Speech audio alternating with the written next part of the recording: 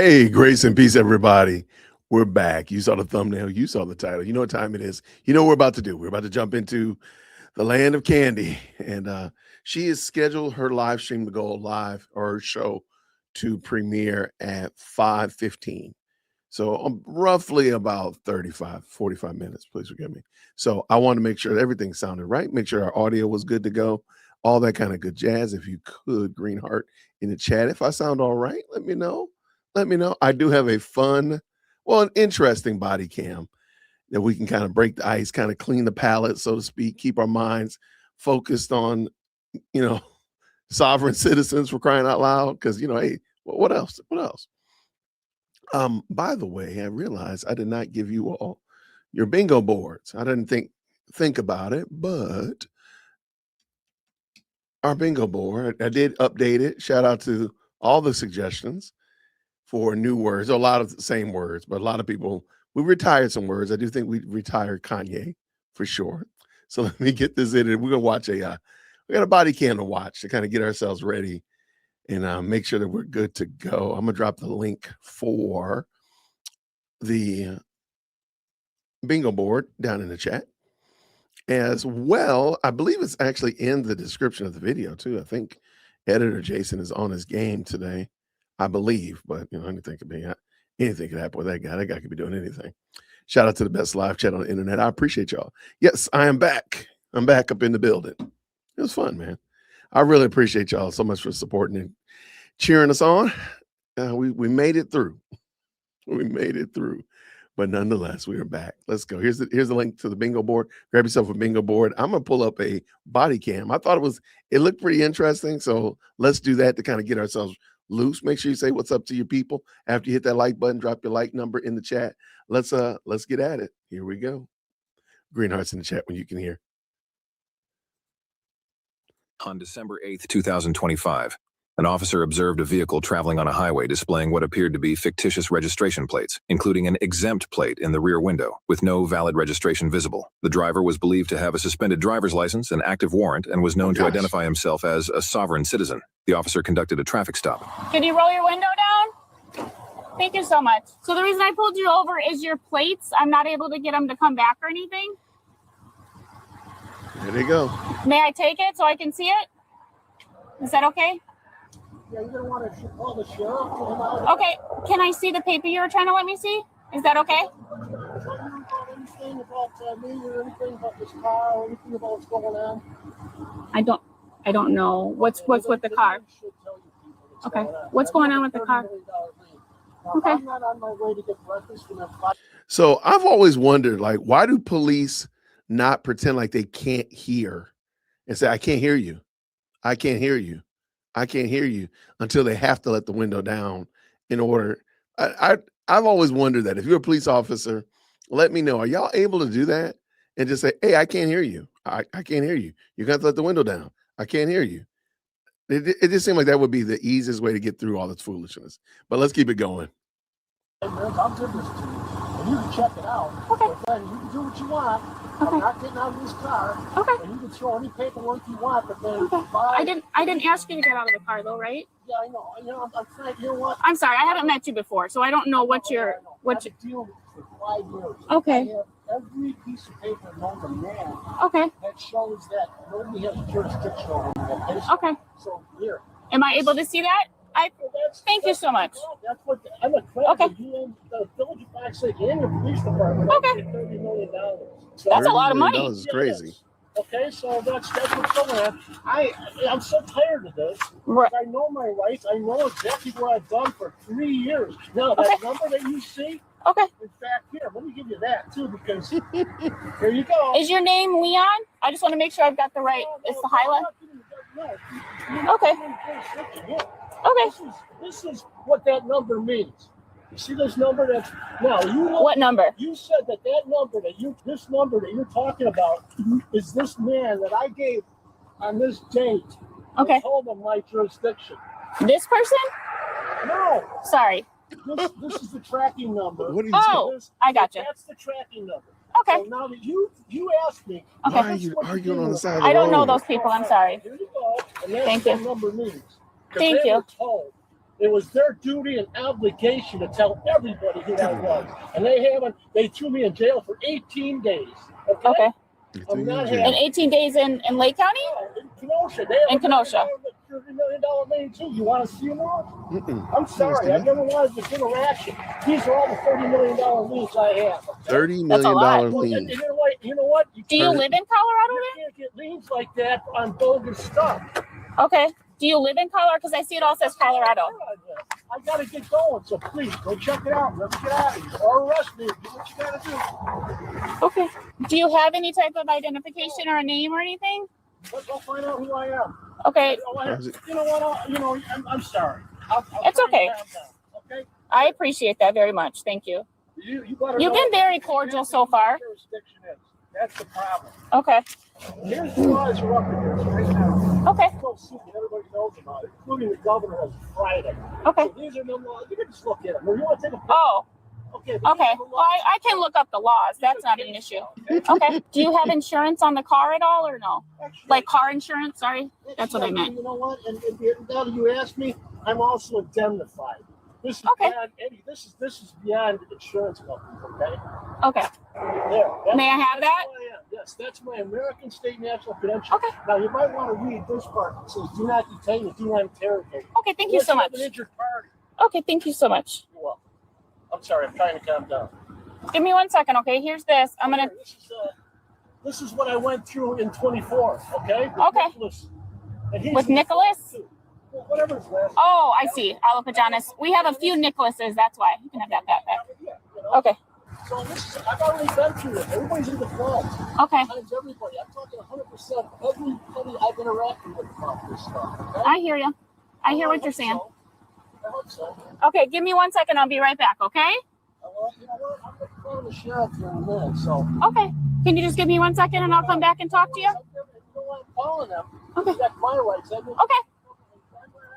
Totally understandable. If you're what? I'm calling the sheriff to take care of you. I will tell you this. Okay. Can you just give me? Okay, from my limited understanding, this female officer is by herself. So because she's by herself, she cannot take this man out of his car yet.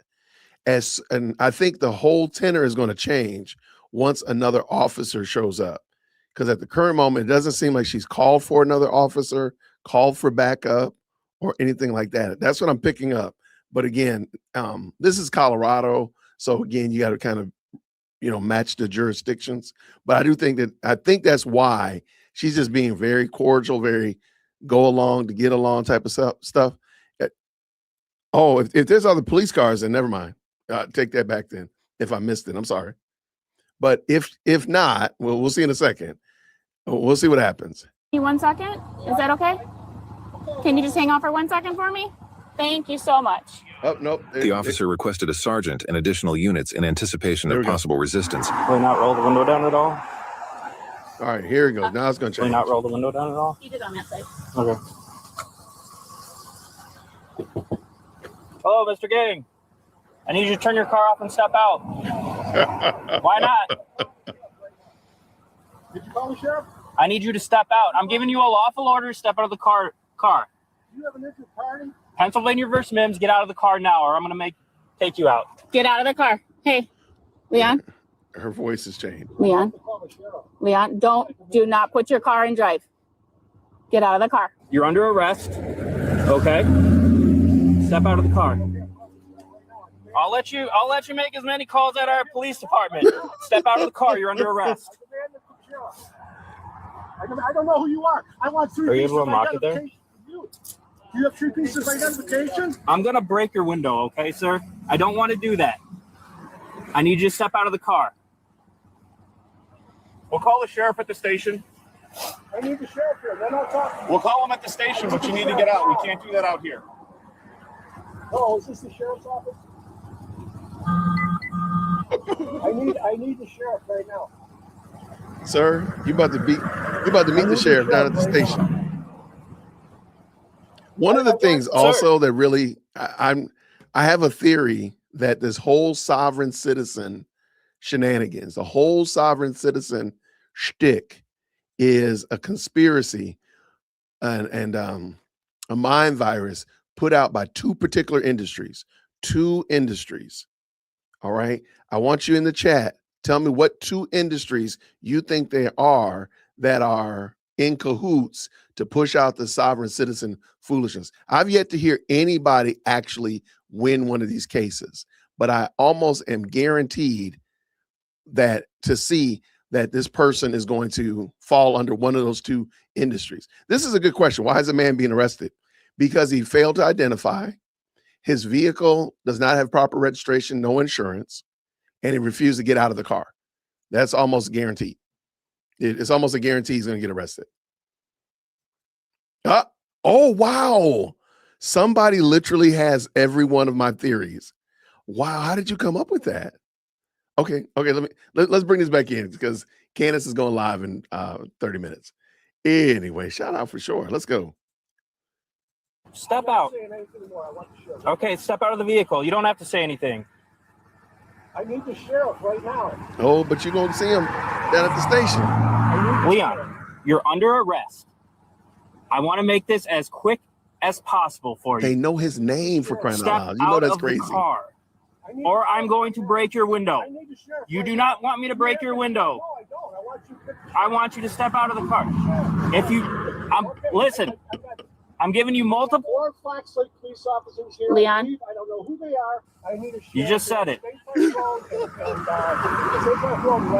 Leon, I'm gonna break your window. Because they're ready to break the window. They all have guns. My life is threatened. I demand a sheriff. Right Leon, now. Leon, My life is threatened. unlock the door. Guns. Right now. I'm I got it. State Park Road, just off the Leon, come on, man. I can take this I'm down on State Park Road, just off the because it's down some. State Park You as just well. pull it down? On the squad cars Go here. for it. Okay, they're wrecking my car. They're wrecking Jesus. my car. Dang it. Okay. You get the thing out. They're wrecking my car. No, stop. Break it. Leon, open the Just door. open the door, brother. You're under arrest. Just deal with it. Act like an adult. Come on. They're actually breaking my car. Did this happen last time, Leon? Come on. They know your name, bro. Come on, man. Oh, now he hit the cop. He's got his foot on the gas. Get your arm out.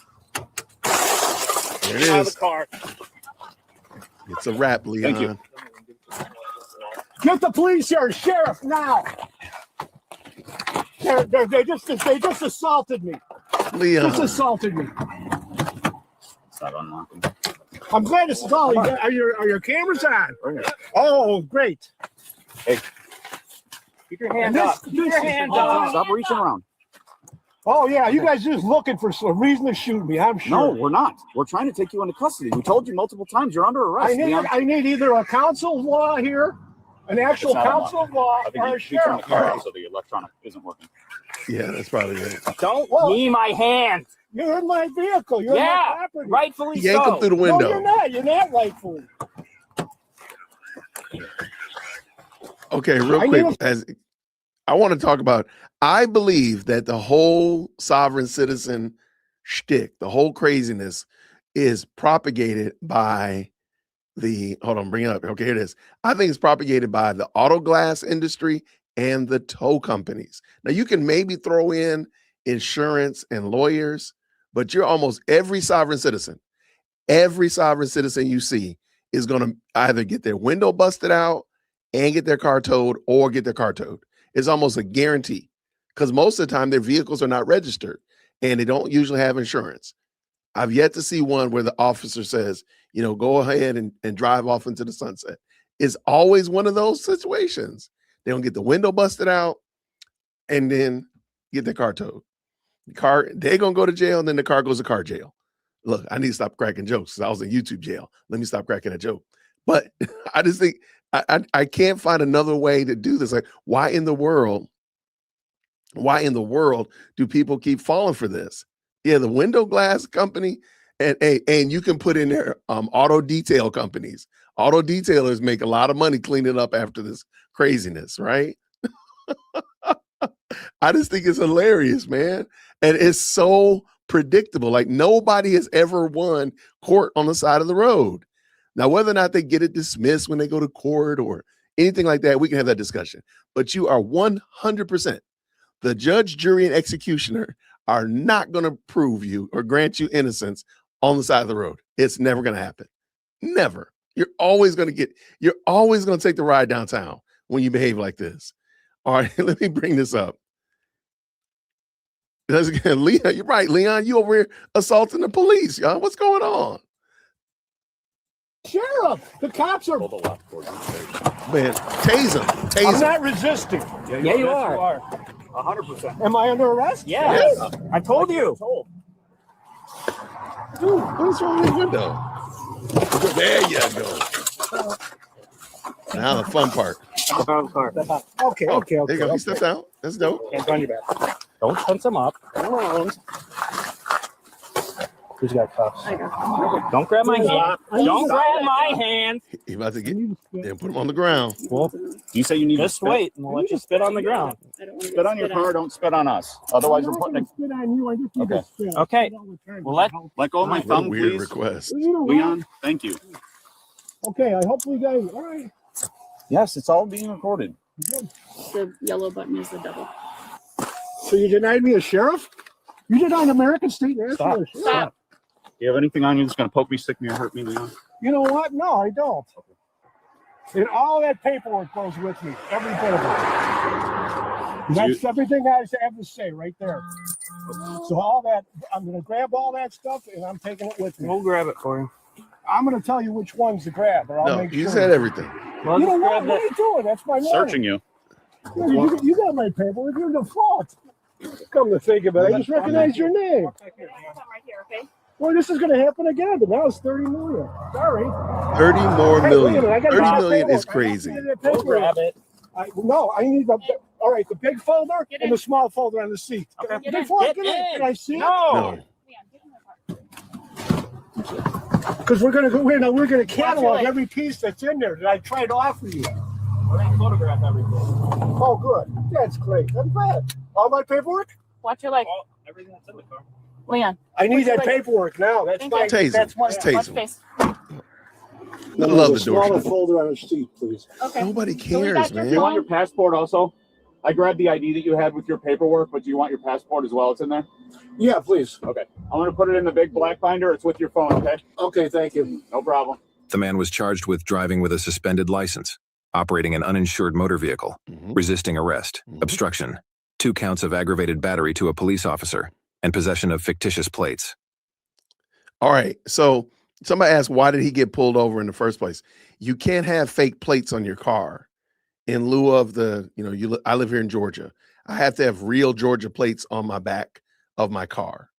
Now in Illinois, you got to have a real plate on the back and the front. But here in Georgia, in most places, you at least got to have one on the back. You can't have one that says,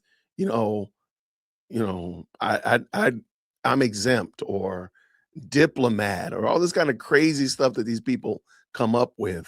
And when they do that, they usually don't register their cars. So the car is not registered to be driven on the road. Therefore, the county, the state is not getting that tax revenue, but also is usually not insured. I don't think you can get a car insured without it being registered. And so therefore, that means if they crash into you, you are stuck. You got an uninsured motorist claim on your own insurance. And then lastly, of course, he doesn't have a driver's license. You cannot drive without a driver's license. So that's what happened. I just find these so interesting because they never work out. I'm like, they're never going to work. Like, why do this? He was in Utah. Wait.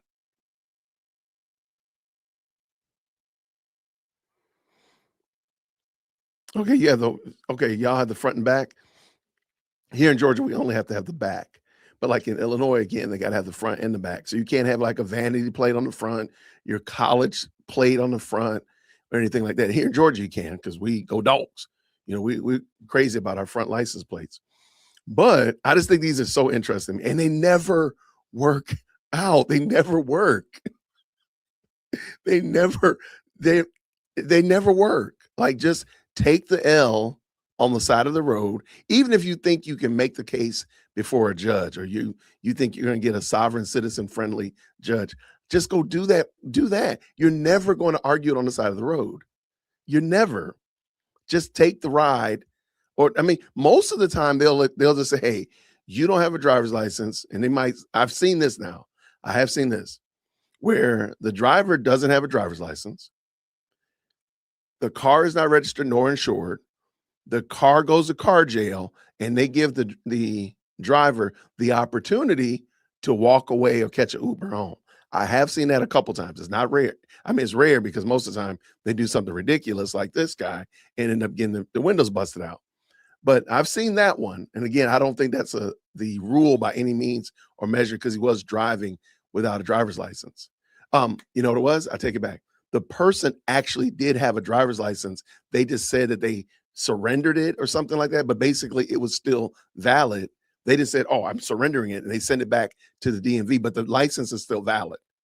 And so when they looked the person's name up in the system, they found that they had a legitimate driver's license. They just didn't have, the car wasn't registered and the car wasn't insured. The car goes to car jail and they have to go home. So that's it. So that's it. Did you get bailed out of YouTube jail? Hey, I got parole, man. Trump made the decision. He said, give us Jay Witt back and we will take Nicholas Maduro. And so there we go. So it's a good trade. So they traded me for Maduro, and Maduro's in jail and I'm out. There you go. That's how it happened. That's what I'm going to say. And I mean, I got the metadata. What else you want to see? Oh, and by the way, you know that I'm on, you know, of course, I'm a green assassin now. I got to upgrade. Every now and then I still will work with the maroon team and such like that. But, you know, because of my job performance and longevity, I did get a promotion to the green team. So I'm no longer dedicated only on the maroon team. So kind of move back and forth, you know, whenever they need me. I'm like an assassin manager. So if anybody needs a manager, they call me. There you go. I'm out on good behavior. Hey, sit by the phone. I'll send you the metadata. How did Candace say it? I'm going to put an interactive timeline of the metadata up on my website. And it'll be there for you. Just sit right there. Sit right there and wait. You know, she still hasn't done that, right? Oh, wait. Hold on. I got something for y'all. Bang. It's been 19 days since Candace has reported on the French hit on her life. Did you all realize that story has just vanished? Like, she literally said the hitman was in her town and nothing has happened since then. Y'all, we can't take this woman seriously. That's why we don't take her seriously. Oh, let me get my bingo game. How did I not get my own bingo board? What in the world is wrong with me? All right. Did y'all get your bingo boards? I didn't get my own. I'm like, well, that's kind of wild. Why did I not do that? People told me that I make too much fun of this. I'm not taking it seriously. I asked them, why are they taking it seriously? Why are you not laughing? All right, so let's see. What's today? Today's the 6th. So I'm gonna go with all right, I'm gonna go with my second born's birth date. This one looks very much like yesterday's, I feel. Yeah, okay, let me pull this one in for y'all. All right, so we got the mommy sleuths. We got mommy sleuths up in here. All right, we got them verified mommy sleuths. We got Neff. I don't think Neff's gonna make it. That probably should have took that word off. Andrew Colvett, okay. Gary or Valhalla, okay. The word weird, random text or tip, betrayal, psyop, any kind of Bible reference, FBI, call out a random country, the Macrons, free space, my sources, any kinds of bots, any references to bots. Of course, a hunch, I just sense, the word Fed slop, TPUSA, I don't like, we got the Jewish donors or Jewish, we got CIA, Ben Shapiro, Cabot Phillips, and I have messages. All right. That is my bingo board. This is going to be so ridiculous. I'm already expecting some full-on shenanigans today. So let me see what y'all talking about over here. What are the children talking about over here? The chat is not working? Is the chat broken? What's going on?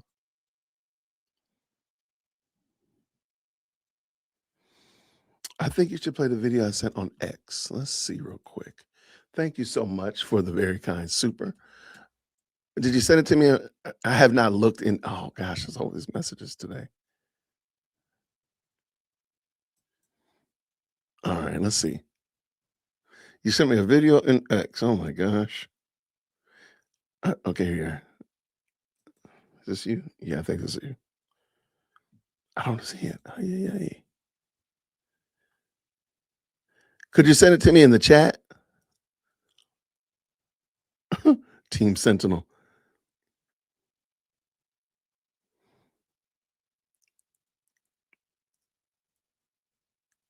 All right, I am looking through. I don't see it. I'm sorry, friend. Can you send it to me again? Just put it in the chat in Twitter. That way. Oh, yeah, put it in the chat because I don't see it, and I don't want to unless it's. Is it Nate Livingstone's video? Grab your bingo board. Is down in the description of the video, and the mods will make sure it's in the chat as well. All right, I don't see it. Oh wait, is this you? I think this is you. Okay, no, yeah, okay. Here's you. I found you. What did you say though? Oh, I got you. I found it. You all have done. I don't know what has possessed you all with this. I don't know what is with y'all in this AI stuff. I do not approve of this AI shenanigans. All right, so with no further ado, hey, let me get this out. Thank you so much for the very kind $2 super. Why are y'all like this, man? Why are y'all like this? I let out a fart, but I shart. I let out a. Why are you people like this, man? Oh my gosh. All right, and I think you sent another one too. Now I remember. Hey, I know that guy.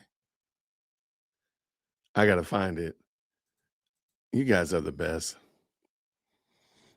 You guys are killing this AI. AI is getting your money's worth out of AI. I'm telling you. All right, let me see. Okay. Oh, is this the one? Okay. There's a second one. I found it as well. President Firstborn is on her plane. There we go. My wife was worried she didn't hear back from her. So she was calling me to ask me if the girl had gotten on the plane. Yes, she got on the plane.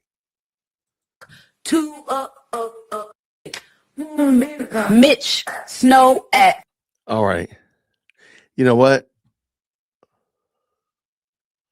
Y'all have been having a good time, man. Y'all have been y'all are out of control. Matter of fact, here I'm gonna. Can I show the video that you sent me earlier, Ben? Is that okay? This video is out of control. Let me see. Do I have it ready? I got it right here. Okay, so Ben is crazy.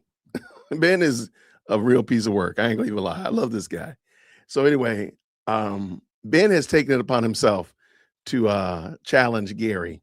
I think we should challenge Gary to a civil, very cordial exchange. I don't know what it will be, but it's not going to be this. I'll tell you that much. Ladies and gentlemen, boys and girls. Hold on. Sorry about that. Ladies and gentlemen, boys and girls. I busted out of YouTube jail. Gary, I'm coming for you. No. Jason, I'm sorry. Please don't do it. What?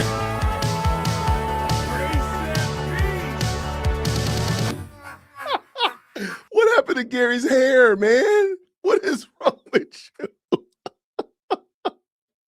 Why? I'm gonna send it to Gary right now. Oh my gosh, why did you do that, man? What happened to his hair?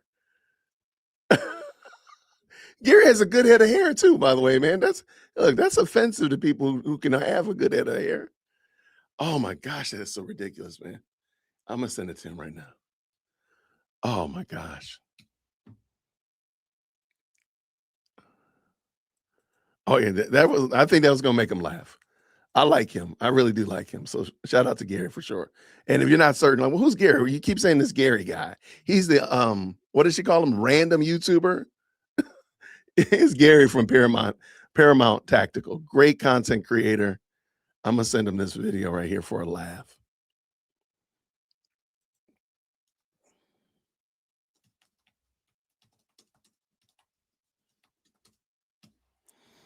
All right.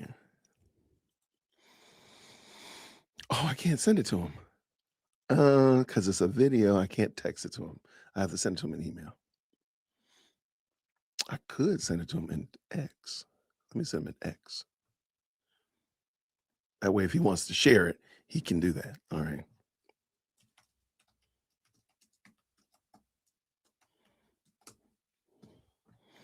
All right. Got that sent. You all have a fantastic sense of humor.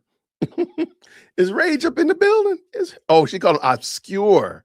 That's what she called him. Obscure content creators. Like, what are you talking about?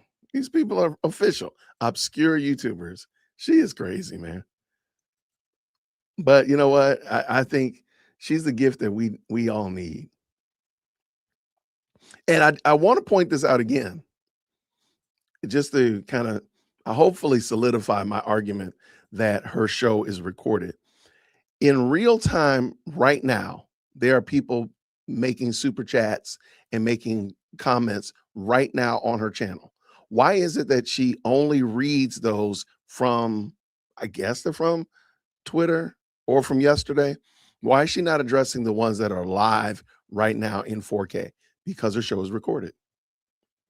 So she has to do it. She when she records it, which I think she records it in the morning, and then they edit it while she quote unquote homeschools, and then they drop it now. So she doesn't have anything to refer to, or they probably record. I mean, it's not super long. So I think that's what happens, in my opinion.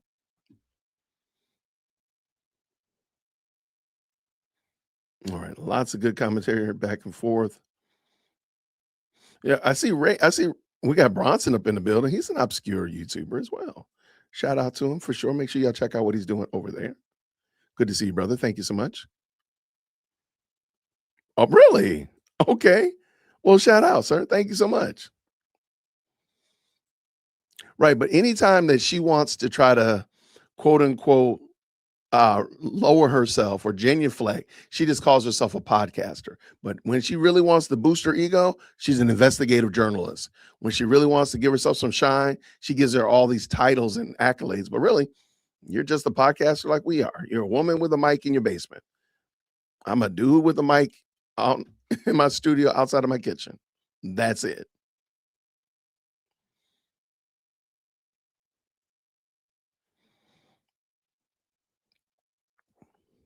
This is interesting. I don't know, and I'm sure if Dan Bongino says anything about Candace, it'll come out. I just think that really when the smoke clears, there's more to discuss from the administration and a former administration members than stuff around Candace. I really don't think Candace is that important when the smoke really clears. When we really get down to the brass tacks, I don't think she matters that much. So I would be really surprised.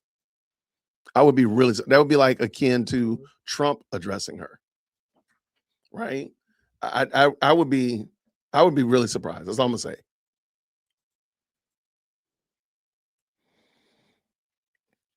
All right. Yep, she always reads the previous comment. Why doesn't she read them in four? She has real comments populating right now. If we opened up the window, we could see real comments are populating right now. Why does she not read those ones? Because they're not recorded. It's not live.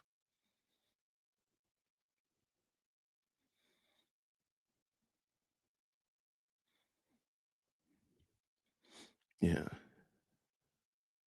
Okay, hey, if he does, I'm sure he's gonna bring the noise. I would be surprised if he does, but I want to see that though. I'll be here, trust me.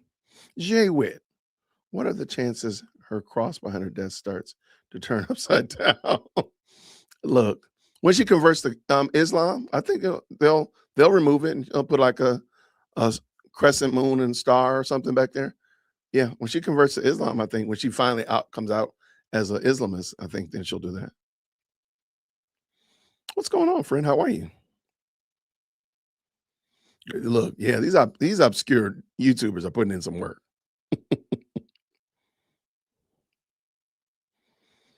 Wait, Dr. Dre isn't a surgeon. He's an audio surgeon. He's a lyrical surgeon. Come on now. Yeah, she's a. If I'm not mistaken, I think the last thing I saw, she was somewhere like 50. Like that was a hiccup. I hate to say it. It seemed like that was a hiccup. Her being number one podcaster. That seemed like that was really a one-off. Go ahead and touch that like button. Go ahead and do it. Go ahead and do it. None whatsoever. Not one smidgen of the fruit of the spirit. Not one. Oh man, y'all got. Oh, I gotta find it. Okay, somebody told me that there's actually a website where people bet on just everything under the sun, just anything happening. Like bet whether or not the sun is going to come up tomorrow. It's crazy. Hold on, let me find it. And I said, I heard about it in the car, and I said, y'all are playing with me. And because I really, I'm tempted. Here it is, right? Yep, here it is.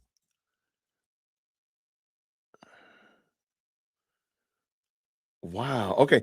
So they really do bet or place these. I hate to use the word bet because I don't want people to think I'm gambling over here. And I said, I want to see, is anybody betting on Candace Owens?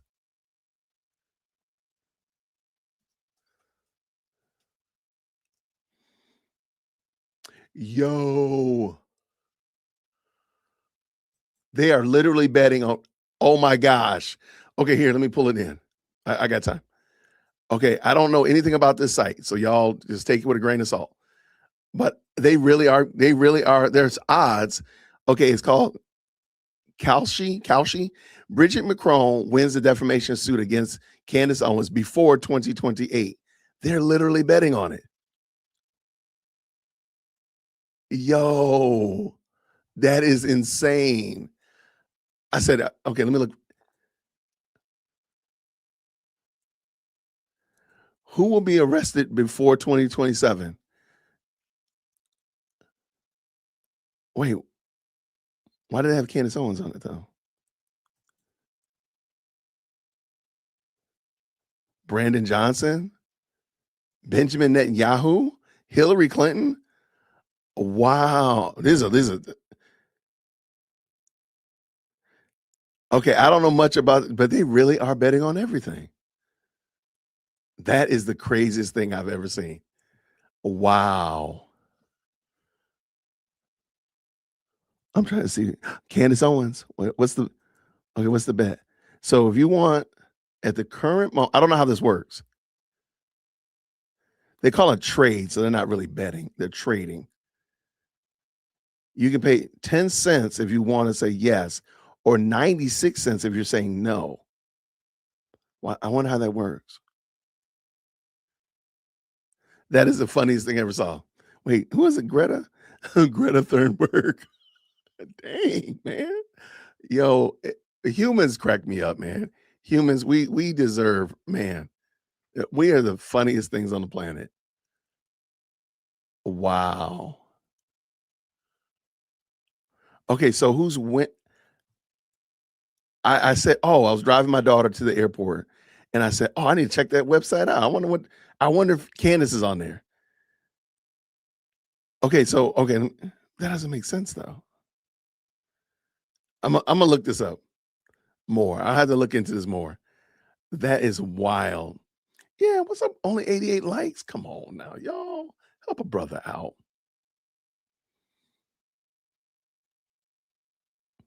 Okay.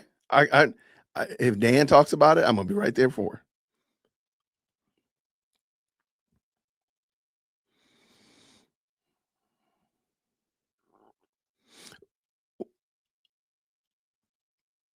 You think she's too defiant to?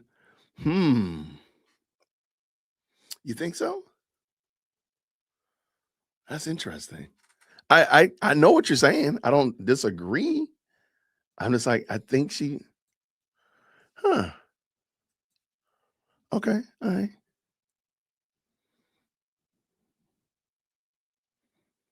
Yeah, Candace took the word of a random wine mom. As I told y'all before, the whole story about the Egyptian planes came from a tip from one of the mommy sleuths. I think she was pregnant or new mom, mommy sleuth, whatever. And that whole story, that entire narrative was weaved because of a tip. So the reason we have Mitch now is because of the whole Egyptian plane foolishness. And Egyptian planes were going here, there, and why were they going here? And that's where it led them to Fort Hoktua. So this whole story literally has been propped up by one or two really well placed quote unquote tips on her tip line. That's crazy work.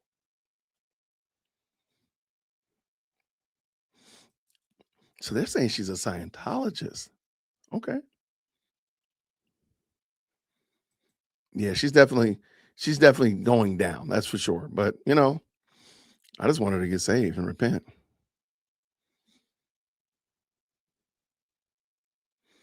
I see some good conversation going on. Lots of good conversation going on in the chat.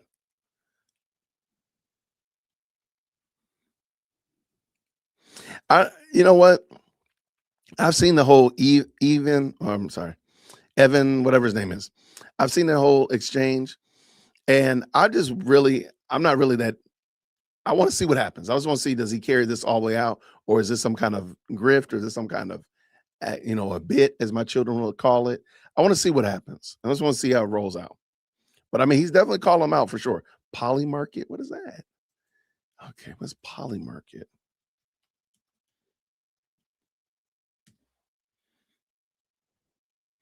Prediction market.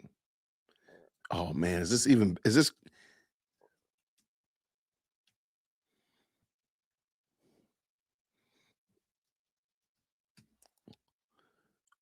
who will announce presidential run before 2027?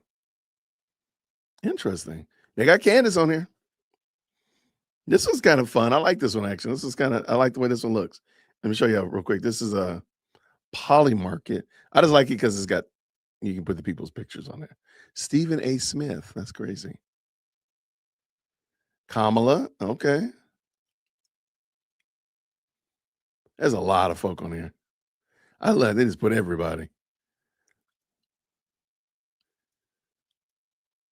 So you get it's a prediction market. So you like buying stock in it, I guess. Is that how it's going? What an interesting concept. That's such an man, humans come up with some of the funniest stuff, man. Who thinks of that stuff? Now I'm sitting there cracking jokes, but I was thinking somebody was creating a market, hence why I was asking the question to start with. But let me show you this. Let's bring Candace on. Look at her thumbnail. She's already picking on that little girl. I really hope that this story about this young lady right here, I really hope that story is true, because otherwise she's just dragging that little girl out there for no reason, because she heard something from a tip. And now she's dragging this young lady out here in these streets for what reason? Crazy work, man. That's some nasty work right there.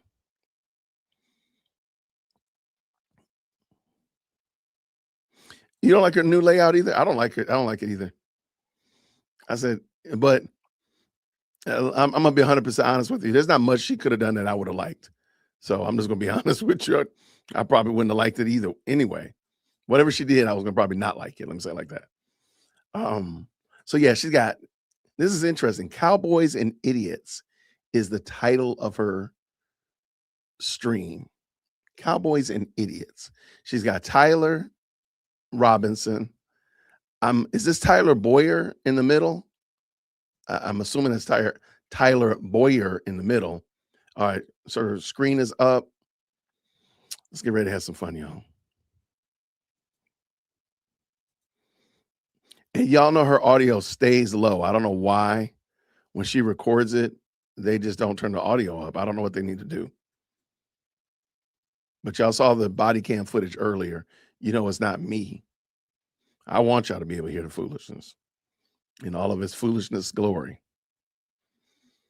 Yeah, why is she not reading this super chat right here? This person dropped her $100 super chat. Why are you not reading that super chat?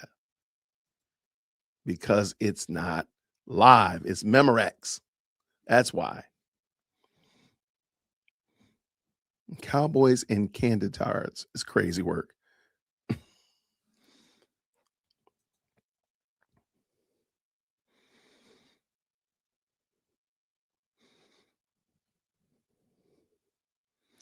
Tyler Robinson went on the night after the shooting. Is she really?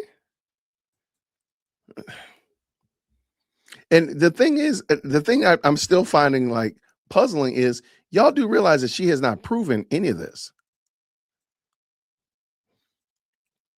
She's not proven one iota with anything independent to prove that what she's saying is true. It's just a matter of somebody. If somebody has to come out and say what she said is not true, somebody has to come out and argue against it, because otherwise she's just put out a narrative about Andrew Colvin. She put out a narrative about Daily Wire.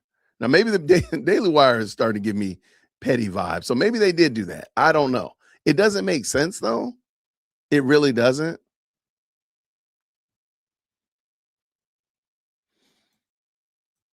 I thought it was a thank you so much for the very kind $2. Hey Jay Witt, how did you like Candace last night? I didn't. I thought it was a big whatever. That was not, she was putting it out there. She's gonna make all this changes to the. All right, you guys, happy Tuesday, and we will start with a question of the day. Now, imagine if you would that you were writing a Netflix series about a 19-year-old kid who had never been in trouble ever, actually.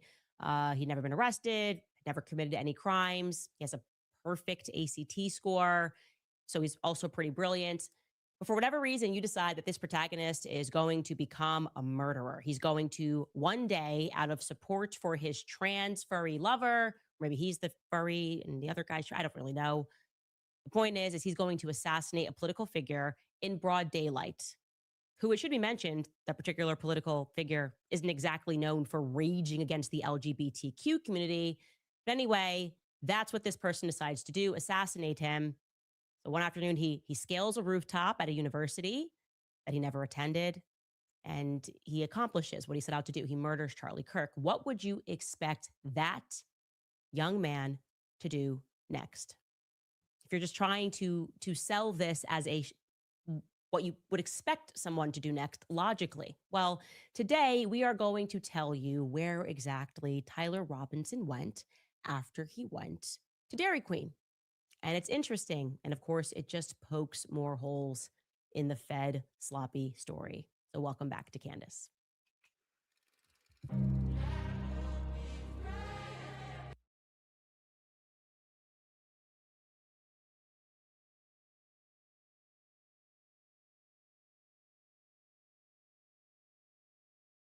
All right, you guys, before we get into this craziness, I want to tell you that this episode is being brought to you by Nimi Skincare. I am very intentional with the brands that I work with.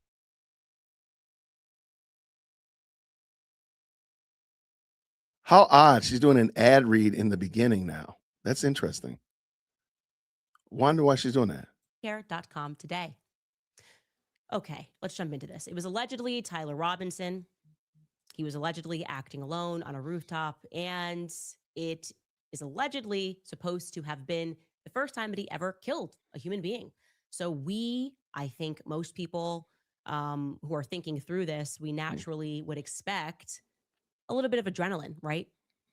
Maybe even the thought of what he had just done for the very first time might have made him physically ill. Like, we would expect him to maybe lose his lunch, not exactly pop over to a nearby Dairy Queen to have lunch, calmly have lunch, and just begin texting his lover. which is why I was very surprised to learn of what Tyler Robinson did thereafter. Ready? Tyler Robinson, we can exclusively confirm to you all, drove 3 hours away from Orem, Utah, down to Panguitch, Utah. I hope I'm saying that right. A lot of the cities sound weird. I think it's Panguitch, Utah. I'm showing you a map of that distance. It is just under 3 hours to get there. And what was he doing there? This is going to already be retarded. I can already tell. But because somebody just pointed it out right here, Tyler Robinson, you are assuming that this is the first time Tyler Robinson has ever done anything. Just because he didn't get arrested doesn't mean he hasn't done anything before. But he's a strange person. Like, why are we assuming this? But let me also point out something. Have you noticed that she did not say scale the building like Spider-Man? You see, she stopped the Spider-Man shtick. You know, maybe we should add Spider-Man to our missing bingo words because she didn't mention him anymore. She said just scale the building now. Not like Spider-Man anymore. Spider-Man is not getting any love. Let's go. You're probably wondering, did he meet up with somebody? No, he was alone. And what we can tell you that he did when he got there was that he pulled into the Cowboys Smokehouse on North Main Street. How do you know Grabbed that? himself a seat at the bar at this steakhouse, and he ordered himself some more food. Specifically, Tyler Robinson ordered a steak, medium rare, with mashed potatoes and vegetables. There were 3 servers that were working that night. And then after news exploded the following day and people began obsessively sharing, of course, the photo of the suspect, Tyler Robinson, having been captured after 33 hours, well, one of the servers recognized him as the person that was sitting at the bar the night before. So they decided to huddle up with management and said, no, that person, Tyler Robinson, he was here. He was eating a steak. He was eating mashed potatoes. Management said, are you sure? Are you positive that Tyler Robinson said, yes, I'm absolutely sure. Well, they don't have any cameras at this restaurant. So what they decided to do was to verify that he was in the building, not by, of course, consulting outdoor video footage, which they didn't have access to, but rather just looking through credit card charges. Because Tyler Robinson, despite telling his roommate how he wanted to get away with this, remember the messages and like, oh, here's what happened. I don't want anybody to know. Make sure you delete this letter that's under the keyboard, but take a picture of it before you delete it, but read it and then destroy it. He's trying to get away with this crime. Well, he used his credit card. That's how they found it. And so what they did was the right thing. They contacted the feds. Now, that's interesting because I would imagine that after 33 hours, when they sort of gloriously come out and yeehaw, we got him, I would have, and call me crazy. I don't know how this stuff works. I'm not an expert, right? We're not experts, but That's the other part of Candace's problem. And I strongly encourage you to look at the case of the judge in in Wisconsin, who let the illegal immigrant out the back door and try to keep the ICE agents from arresting him. Go back and watch, if you could, just read up on that story, because they put information out when her name was Dunnan, when they first arrested Judge Dunnan for interfering with ICE. They put out some information, and that information looked pretty damning. Like, dang, yeah, it looks like they got her dead to rights. Once the trial started, they started showing emails and phone conversations and all this stuff where she had been planning doing this stuff for the longest. And it got real bad real fast. And that's why the jury was able to make a decision in 6 hours that she was guilty. But the information that the prosecution came out with, they led with like a voicemail message. We had never heard that before. So I bring that up because Candace makes it sound like we've heard every single thing, and every piece and every snippet of information has already been exposed. And all we're doing now is waiting for the trial, as if we know everything. And this is some nasty work, because I really think this is jury nullification behavior. I'm sorry, because she's really trying to muddy up the waters because they haven't even selected a jury yet. I would imagine the first thing that they would do is that they would probably just try to figure out where he'd been. And maybe one way they would do that would be going through his credit card charges. I would imagine the federal government had that capability. But they didn't do that. Instead, they were contacted days later by this restaurant. The server filed a report responsibly and said, yeah, he was here. We have the literal receipt, the literal receipt. And they explained that Tyler Robinson was not very talkative. He seemed absolutely fine and normal and was texting on his phone. Maybe that's when he was sending more messages. Let me ask you a question. Does anybody think that Candace knows that the feds are not running point on this case? Do you think she even knows that? Or do you think she really thinks that this is a federal case? I'm just wondering because she keeps saying feds as if she's not aware. Now, I'm going to bring in something here because somebody else brought up something. They said, so what? But why is she not addressing Mitch?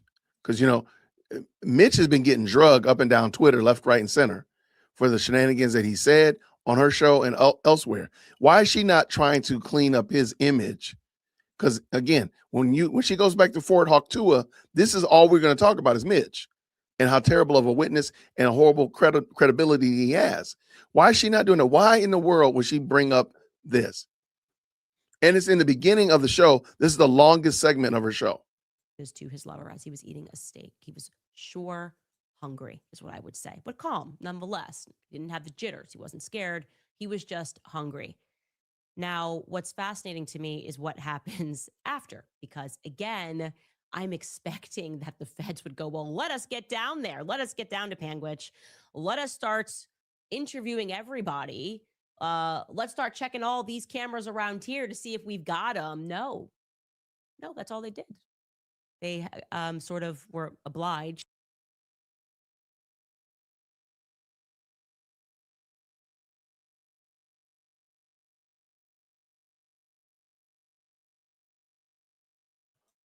Hold on. You know what? I think you might be right. That is the exact same hairstyle. The makeup does not look different. And Lord knows this is not new information. What if she records them 2 in a row? That would be crazy. Wow. Okay, that might have messed my whole brain up. I might need to go sit and think about that. What if these are 2 recorded back-to-back episodes? To call them back and to say, okay, what happened? And then that's it. The trail goes cold. Now, remember, I told you guys that I spoke with the lawyer. This would obviously be Erica's lawyer because she's listed as the victim.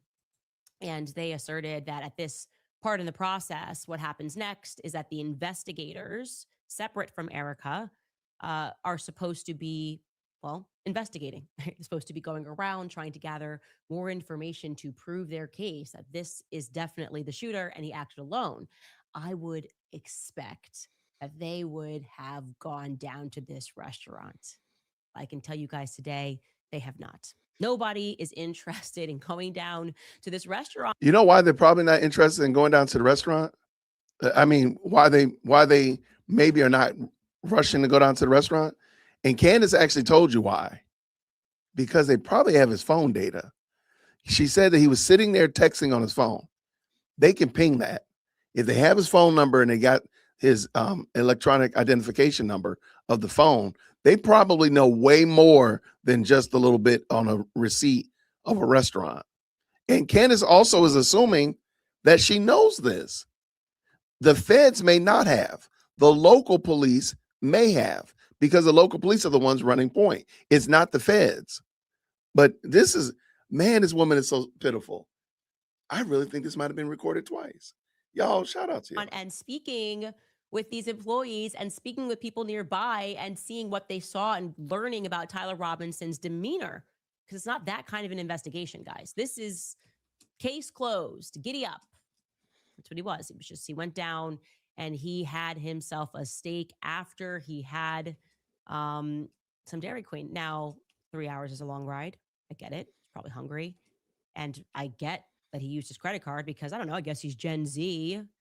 He's never heard of like DVDs and stuff. They've always had the technological capabilities. He doesn't even know what cash is. He didn't even think about just going to an ATM and getting cash out to pull off this crime. He thought through everything else, how to scale the rooftops, how to make this happen, where exactly Charlie was going to sit. But everything else kind of falls apart afterwards. All he could think about was getting food, and he decided the best way to try to get away with murder was to use his credit card. Now, parking aside the fact that he's a 4.0 student with a perfect ACT score, Wow. he couldn't, that thought just never crossed his mind to just take cash out. So here is what our now updated timeline looks like from that day. It's been a while since we have revisited that. And I think that we also need to revisit, which we are, the Dairy Queen stop, because it had to have occurred earlier. What than we about had my initially planes? I need some documented. It definitely plane happened, information. but I think the time frame of the stop is wrong, because if we need 3 hours to get from Orem down to Panguitch, and I have confirmed that that happened, again, there was a literal receipt and the FBI knows about it, and has that in their possession, then it's got to be earlier, right? It's got to be slightly Wait. earlier. Did she just say that the FBI has the receipt? Did she just say that? What in the world? Hold on. Okay, I don't want to keep doing this because I know we'd be going long sometimes. Let me back that up. Listen to what she just said. This woman is insufferable. If we need 3 hours to get from Orem down to Panguitch, and I have confirmed that that happened, again, there was a literal receipt and the FBI knows about it, and has that in their possession. Oh, wait, sorry, Jason. Stop it, Jason. That happened, again, there was a literal receipt and the FBI knows about it, and has that in their possession. Then what are we talking about if they have the receipt? This woman has got to be, oh my gosh. Yo. Then it's got to be earlier, right? It's got to be slightly earlier that he went to Dairy Queen, which would track for me, because if we know that he was throwing clothes out in the Dairy Queen, that's probably going to be a little bit closer to the shooting, and he's not going to hang around. So here's what we have. We have that press conference that happens at 5:30. At 5:59, Kash Patel tweets that the subject, erroneously tweets, that the subject in custody has been released because, sorry, they had erroneously tweeted that they had him before that. And he says, our investigation continues. After 6 o'clock p.m. is when we are gauging the first correspondence to have taken place between Tyler and Lance based on the conversation that they were having. 6:38 is when we initially had when that photo was taken, that photo was captured at the Dairy Queen. And I will update that for you guys. I am going back and trying to be more precise, wondering if that needs to be adjusted by an hour. Maybe it was actually 5:38 p.m. and time zones were wrong. I'll follow up with you guys there. Time zones. And now we can add that 8:45 p.m. That's the time approximately that Tyler turned up in Panguitch, Utah. Again, that is 3 hours away from Orem. He has a meal at the bar counter, and then he leaves around 9:30 p.m. Reminding you guys that he is fine. He's in a totally fine mood, and he is texting while he is eating, not speaking much to the servers. So when I spoke to the people who had reported this, they suspect, and I think this is a good suspicion, a good instinct to follow, that he may have gone to his grandma's house afterwards, because apparently that's where his grandmother is from and she lives nearby. And if you guys recall, Tyler Robinson's grandmother was one of the first people to speak out, and she said, you have the wrong person. She said, my grandson does not fire guns. My grandson did not commit this murder. And so since I am learning that she is from around here and that she is a local and everyone's familiar with her, they know who she is, I would imagine that it's possible that Tyler Robinson could have gone to his grandmother's house for the night. Again, we don't know that as a fact. I am putting it out there because this is an investigation. And by the way, if you are somebody who is around or rather operates a business around the Cowboy Smokehouse, you may have footage that you aren't even aware of. If you have information, maybe the feds called around, I don't know. Please, we are inviting you to send us an email to moretips@CandaceOwens.com, but we can now officially plot that in our timeline. And it just makes the feds story more, it's just unbelievable. Just It's wild because now she's put grandma on people's radar because these lunatics are going to go harass that boy's grandmother. And grandma said something from 4 hours away, but mom and dad said something different. Who do we trust? Like, come on, just think about that. Candace, man, this woman is reckless, man. Unbelievable is what I would say. Nothing they are saying makes any sense. We can also add this to the list of stories that we have broken, because one of my favorite things ever is how no matter how many stories we break, no matter how much information we provide, the haters will forever say she has presented no evidence.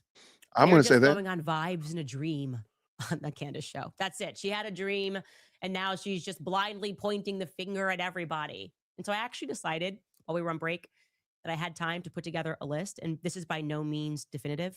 This is just a list of stories that we have broken on this show. So here we go. Oh my gosh. Charlie's text messages. That was a pretty big one, showing that he was in fact abandoning the pro-Israel cause 48 hours before he was assassinated, despite the fact that everyone lied about that fact. We presented the photo of Tyler Robinson at the Dairy Queen on the day of the assassination. Tyler Robinson, we are telling you today, then went to the Cowboy Smokehouse that evening and likely, I should put likely there, avoided traffic lights. No proof that the picture of Tyler Robinson happened on that day. No metadata. Metadata. Now, Candace has made metadata the creme de la creme. Where's the metadata? I'm sorry. Just wondering. Snag this. Let me screenshot this. Hold on one second. Okay, let's go. We can also tell you that Tyler Robinson called out of work on the 11th. That's another story I'm breaking here. He was citing food poisoning. He called out of work very early in the morning on the 11th, and he also called out of work on the 10th, saying that he had to help his grandmother move furniture. That is an interesting data point that I would like to present to you. Again, he is using his grandmother as an excuse. I think that if I was the federal government and I had unlimited resources, if I was the state government and I had unlimited resources in the form of people's tax dollars, I would probably be wondering if he went to his grandmother's house that night. Just saying. Tyler was working at Wild Electric, by the way, in Santa Clara, Utah. I did not break that story. That was already in the news, but you may have missed that. And yeah, that was his excuse. He had to help his grandmother. I also broke the story about Charlie's Catholic considerations. I didn't even mean to break that one, but then I had to present the receipts because people were acting crazy. What was the receipts? Did y'all see some receipts? About him attending mass, praying the rosary, that he died wearing a St. Michael pendant. Praying the rosary. That he had a private Catholic funeral mass.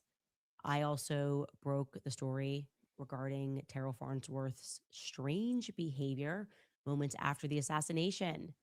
I broke probably the biggest story of all, actually. This is interesting. The only reason that we are still discussing this. It's the only reason that we realized the single reason, the first reason rather, primary reason that we recognized the feds were lying to us was because I broke the story that there was no blood on the back of Charlie as he went down, that the bullet did not pass through. I also presented to you guys the photos from inside Charlie's SUV after his assassination. I broke the story that the feds did not impound that vehicle. I got a question for you. The feds seized the cameras inside. Oh, wait. Okay, wait. There's more. I'm sorry. The feds blocked Dr. Trotter from returning to his operating room. And no proof of any of this. To DC. We are still trying to figure out to who received that phone call, which allowed Dr. Trotter to go back into his operating room. We broke the story that Andrew Kovett lied about the Superman neck. Andrew. That quotation never came from Dr. Lee Trotter at all. It allegedly came from Erica in a moment of upset. We broke the story that Charlie texted Dan Flood and Andrew Kovett the night before, saying that he was afraid that they were going to kill him. This has now been confirmed by Erica, or at least it was confirmed to me from Erica. Oh, reliable source there. We broke the story that Netanyahu called Charlie to make an offer to take Turning Point to the next level. That story is being disputed by Erica. That's a Turning Point on Turning Point fight, okay? I don't know who to believe, but I will say that I confirmed that separately from Andrew Kovett. with someone that did not have communication with Andrew Cole. So I tend to believe that that offer did indeed come through. We broke the story about Fort Huachuca, and we're not done with that. We presented the military police report, backed that up with evidence that Mitch was telling the truth about what happened on September 9th. We broke the story about the Egyptian planes, tracking Turning Point Faith. That document we still have for you, which is coming forward. We will be proven correct. It will on that never as come well. forward. We broke a story about the bomb dogs failing to detect the recently discharged weapon on September 10th, and that it was actually the feds that then directed three rookie police officers to find it. We also broke the story of the massive check that was coming to Turning Point USA from Pierre. Is it Pierre Dupont? Is it Pierre Falcone? I think it's Pierre Falcone. I really do believe it's Pierre Falcone for a lot of reasons. We are still looking for more information. So when it comes to receipts and evidence, we have been presenting a lot of it. No, you have not. Just saying that something happened, saying that the surgeon was blocked from going into the room, he called somebody and then he was able to go in there. You just told us it. There's no evidence. There's none. No videos, no corroborating evidence. My goodness, in the morning, we don't need Mitch doing it. Let's talk about Mitch for a second, shall we? Like, ma'am, you're not giving us evidence. This is basically whispers and gossip. That's the best you've given us. And just to say, oh, we broke the story about XYZ, we haven't heard anybody else's story about it. That's why we don't believe you. Because we're like, well, let's wait and hear what the other side says. And they're not beholden to actually say anything. Now, I do think this is adorable. If you look at what she said, a lot of the things that she's saying, she's not talking about Mike McCoy. She's not saying any of the other quote unquote stories that she's broke. She's not. Just to say that there's no blood. Well, how do you know there's no blood on Charlie Kirk when he fell down? That makes no sense. Like, how do you know that? Now, she's going to immediately say she saw the footage of what happened behind him. That's what she's going to use and point to. And I'm going to say, oh, then what's the deal with the guy taking down the camera and taking out the SD card if you saw the footage? That means the footage is available to others. So why is that an issue? You can take that off of there. See, this is the problem. Like, again, if Antifa, if y'all want to support her, you're doing that at your own peril. She's just lying to you. That's it. And we are getting no credit for it. We don't care. We don't want credit. Girl, you sat there. Hold on. Girl, you want all the credit. You've been sitting here talking about, I just did this. I did this. Go back and listen to that. I broke this. I shared this. I made this available. Ma'am, you want all the credit. Please go have a seat. For this to be solved. I want to know who killed Charlie Kirk, and I don't believe it was Tyler Robinson. Who cares? And on that note, we should get back to the Fort Huachuca story, because this has proven to be a very interesting lead. We have a couple of interesting updates to add to that. First and foremost, I should say, for good measure, that Turning Point USA would like us to clarify that while, yes, it is true, the tent idea was initially brought up by Elizabeth McCoy, it was ultimately a group decision to move forward with the idea, a group decision between the events team and the exhibitor hall team. Now, the idea... hold on. She makes it sound like Turning Point has connected with her and told her something about that. I'm going to go ahead and say I call Bunkus on that. I don't believe that happened. I believe she realizes what she said was boneheaded. What she said was wrong. And so she's trying to bring this back up and try to keep some life in, resuscitate this crazy lie that she told yesterday. From them was that at future tour stops, people would use that tent to grieve and to share their thoughts about how Charlie had changed their lives. I think, just as a spectator here, there are other ways to grieve, and you can still share stories about how Charlie changed your life. You don't need to be under the tent that he was murdered in. That's not the tent he was murdered in, but no, like, who cares what you think, Candace? I don't like it either, but I realize and understand why they did it. And I'm okay with that. It's not my ball to call. It's not my game to call. Like, what are we doing here? Who cares what you think, Candy? Nobody cares. Just my feedback there. second update, this time regarding Fort Huachuca as well. Erica has submitted another follow-up text regarding her whereabouts on the 8th. Now, you will recall, as I told you yesterday, that the issue with the first message that she provided, which was purportedly a conversation between her and Charlie about dinner on the evening of the 8th, was that the contact name was blocked on the message. It was blacked out on the message.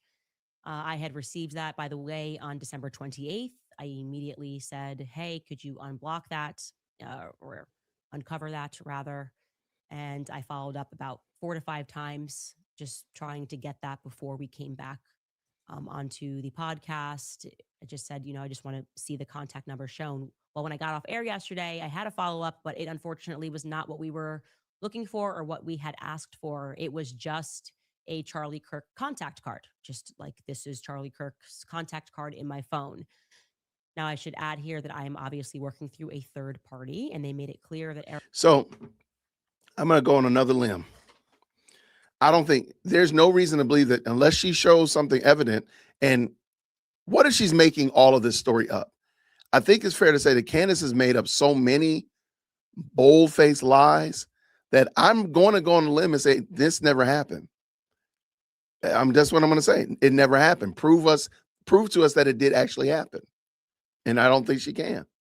Erica has been tied up with something personal, so that's the reason for the delay. There were sick kids as well throughout the holiday, so there's just been a delay on getting that, but I wanted to let you guys know where we are at. No response at all from Brian Harpole. I've told you that several times. I wouldn't give her nothing either. Dan Flood. Now, Dan Flood was not seen at Fort Huachuca, but he does have communication with Brian Harpole. So I wanted to exhaust every effort to get to the bottom of where these individuals were, specifically Brian Harpole and Erica Kirk. Now, regarding Mark Amadei, you will remember. Hold on for a second. Okay. Do y'all remember? She said that she's going to talk about Fort Huachuca, and she said she's going to talk about Fort Huachuca, and then went and started talking about the tent. Then she said we're going to go back to Fort Huachuca and start talking about not getting an email, a text message from Erica. You do realize that she has nothing. She has absolutely nothing. She's trying to take the story about the tent and weave it in with Fort Huachuca so that people think that that was about that, when in fact it really wasn't. That's some crafty work right there, y'all. That's some high scale crafty work. Mitch had described a person who he was sure was a congressman. He felt that it was a congressman. And I told you that we looked up a congressman that fit the description of what he was telling us: 5'9", glasses, grayish white hair. And we came up with Mark Amadei, and he said that face looks familiar. Then Mark Amadei came out, and he had dropped a YouTube video of a live stream of him on a committee. And then X came back and said he actually missed the first. No, that's on C-SPAN. That's a little bit different. That's a secondary source. It's not Amadei putting out his own video. It's not me putting out the video. It's C-SPAN putting out a video where me and Amadei are on the video together. That's different. Just want to make sure we make that clear. Roll calls. This was a 12-hour House committee video. Maybe it's using the restroom. Not have the time to parse through it in our last episode last year. I did, of course, make that a priority during break. I did go through that 12-hour footage. And I would like to now state unequivocally that I think his story checks out. Now, I realize there's been some... Please, I need you all to flood the chat with who cares. Who cares what you think, Candace? I'm sorry. We got to flood the chat with who cares. And I'm going to just say right now, y'all can even use all caps. Who cares? Candace, just because you checked out, we knew that already, because we're not out here assuming people are doing wicked and evil things. If somebody says they weren't there, we say, okay, I can get with that. There's no reason for you to give me flight information. There's no reason for you to give me cell phone or metadata from pictures. We just believe that that's the right thing. And we see corroborating evidence. We don't think like you. So that's why, Candace, nobody thinks like you. You think like this all on your own, boo. You all by yourself. Who cares what you think? Who can you? I'm gonna even let you use multiple punctuation marks. Now that you know that's serious right there. I think he can sue her for that. And I think maybe that's part of the lawsuits that she alluded to yesterday. or in a previous recorded episode. Like, girl, you are out of control. And I think this is going to be her undoing. Confusion because he does in fact miss those first 2 roll calls. But people then pointed out to me in the comments that he does appear, you can see him on the screen early on. It is blurry, but that early on where he is sitting, it looks like in his chair. When I visually look at it, it looks like Mark Amadei to me before the roll call. Now, it's certainly by no means definitive, but I think it is indeed very likely that the person that we see on camera is Mark Amadei early on in the hearing. And I am not here to try to make someone fit into the story. I want to actually Wait, what are you doing with Erica then? What are you doing with Erica? What are you doing with Cabot Phillips? What are you doing with all these other people? You want them to fit into your story. Ma'am. Oh my gosh. Okay. find the right person and eliminate the wrong people. And to be clear, like I said, Mitch initially contacted me about just Erica, Kirk, and Brian Harpole. Brian Harpole being the big one, this meeting, this hands-on meeting that looked like mission is on the table. Let's go. What does that right mean? Before mission. That's how it was described to me. What mission though? What is the mission? Now, Just because you see people, let's just say you saw people. What does that mean? What is the mission that's on the table? You have to say that out loud, Candace. What is the mission that you're saying is on the table? Yeah, again, if you are Team Candy, you got to start asking these questions. You cannot let her get away with this. You have to ask her, what is the mission? What do you mean mission is on the table? What does that mean? First of all, that's a dumb sentence. But what does that mean? You got to ask her. You got to. Now, regarding Mark Amadei, there is someone else Here you go. that I believe that we should look into. Because you're trying to fit him into the story. You're trying to fit into the story. Instead of saying that Mitch was wrong. Mitch got it wrong. And now we realize that Mitch was playing us, and Mitch is not the snitch. Mitch is making stuff up. No, you're going to just keep making up. You're going to keep trying to fit somebody into this story. That's it. And that's going to be your undoing. Okay. Follow one lead. If it doesn't lead where we think it's going to go, we can pivot. And something interesting has come up now. Oh my gosh. I will start by restating, I have never felt good about Terrell Farnsworth. Okay. Not since that very first phone call I had with him. In fact, the phone call I had with him, I can say was the very first moment that I went, something's not right here. I told you guys, he just started lying to me repeatedly. Weird. His energy was weird. I was like, what's going on? Why are you being weird? I'm calling you because I'm just trying to let the public know, like, why you took the cameras out. I'm sure there's a logical reason. It is kind of weird that you're there. Why are you there? He's all over the place. And again, this is not in the immediate aftermath. This is not first 48. We've got the jitters. Charlie Kirk's killed. This is like a week past that. And I expressed repeatedly to my audience that something was not right with that phone call. As soon as I hung up, I said to my team, and I'm quoting myself here, that man is guilty of something. That's wild Guilty work. of something. He's lying about weird stuff. I don't know how to send a file. What do you mean? You run an entire AV company. You know how to send a file over the internet. Well, I'm scared Google might hack me. What?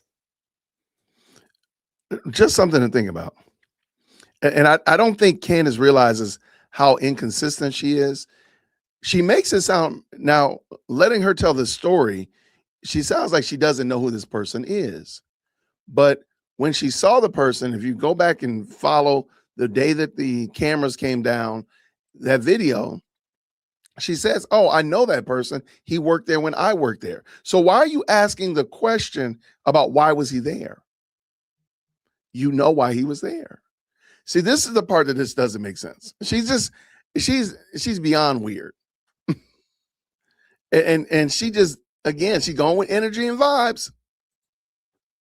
All right, let's go. You're scared Google's going to hack you to release more footage of Charlie dying? That makes no sense. Nothing made sense, and I will never pretend it made sense. And I'm following my gut on Terrell Farnsworth, okay? And I expressed my gut, not just to you and back at home, but I also expressed that to Erica and Justin Strife when we were sitting in the meeting. I said, I'm not taking my foot off of that pedal. No.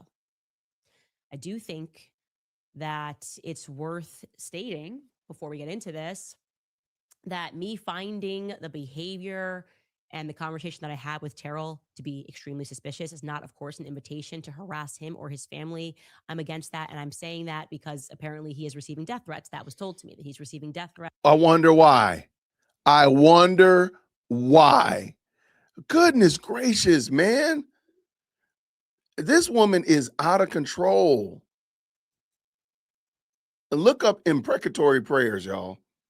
That's because people want answers. Now, not ever do I ever want that to happen. I don't want people to watch this show and partake in that. Nor do I think you guys are partaking in that, but I'm just saying that, like, on this show, we sentence people to truth, to more daylight. And the reality is that I don't trust people who lie repeatedly to me over the phone. I don't. He was acting guilty during a time when I had no indication one way or the other whether or not Turning Point people would be involved in a cover-up. And for clarity, I want to show you guys this as well exclusively, a still image of the much longer video I have that was shown to me of Charlie from behind. Okay, this is the video, and you can see what we have there. That's Charlie's necklace that's hanging. There's no blood on Charlie. That woman there was is absolutely wicked. no blood on This Charlie. woman is evil. Not only did the bullet not go through, it didn't even cause any sort of destruction. And I follow that video until he goes down. There's nothing This that we woman would is expect evil. to see from a 30-06. And again, I have a close-up of this. That's his chain. There's no question that what you are seeing there is his chain. And the only blood that I saw was blood in his hand, which was spurting forward, to be clear.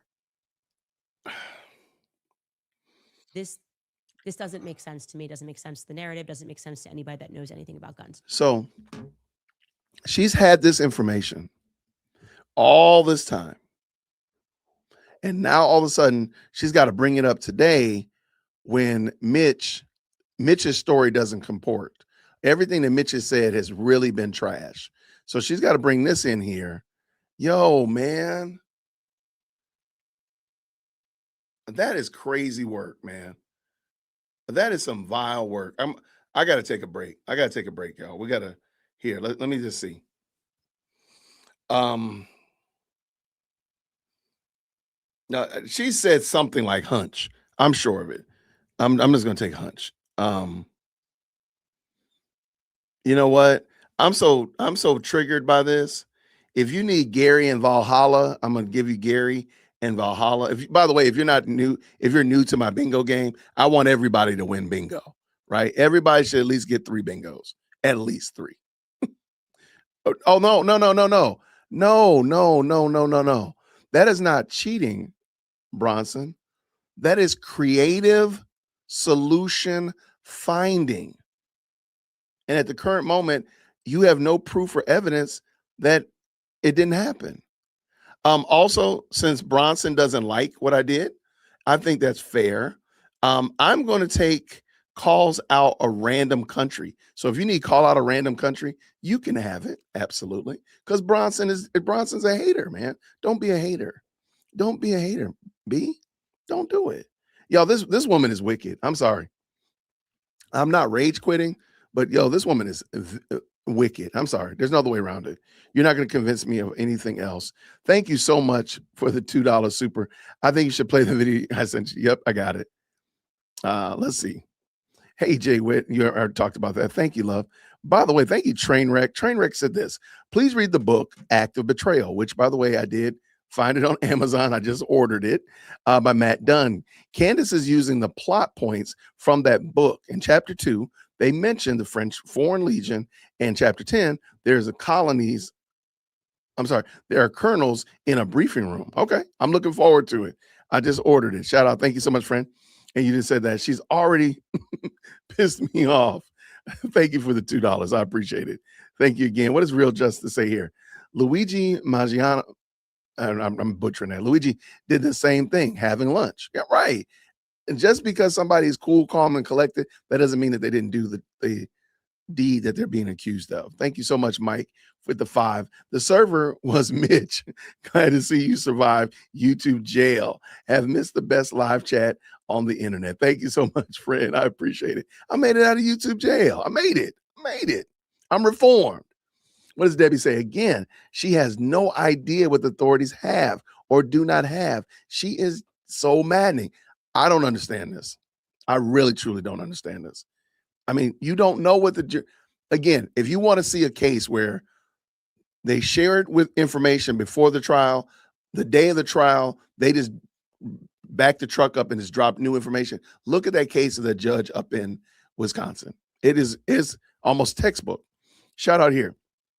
Base mom said they need to check cameras to see if he got a meal. Like, but we're assuming that they don't know it. That's the part I don't get. Just because they didn't come to Candace, maybe these people don't want to talk to Candace. Shout out here with the KG says this. There's a case from Newfoundland where a girl named Samantha Walsh went missing. Turns out her deleter helped with the search and rescue efforts to find her unbeknownst to the family. Not everyone has a visceral reaction to committing an atrocity. Oh my gosh.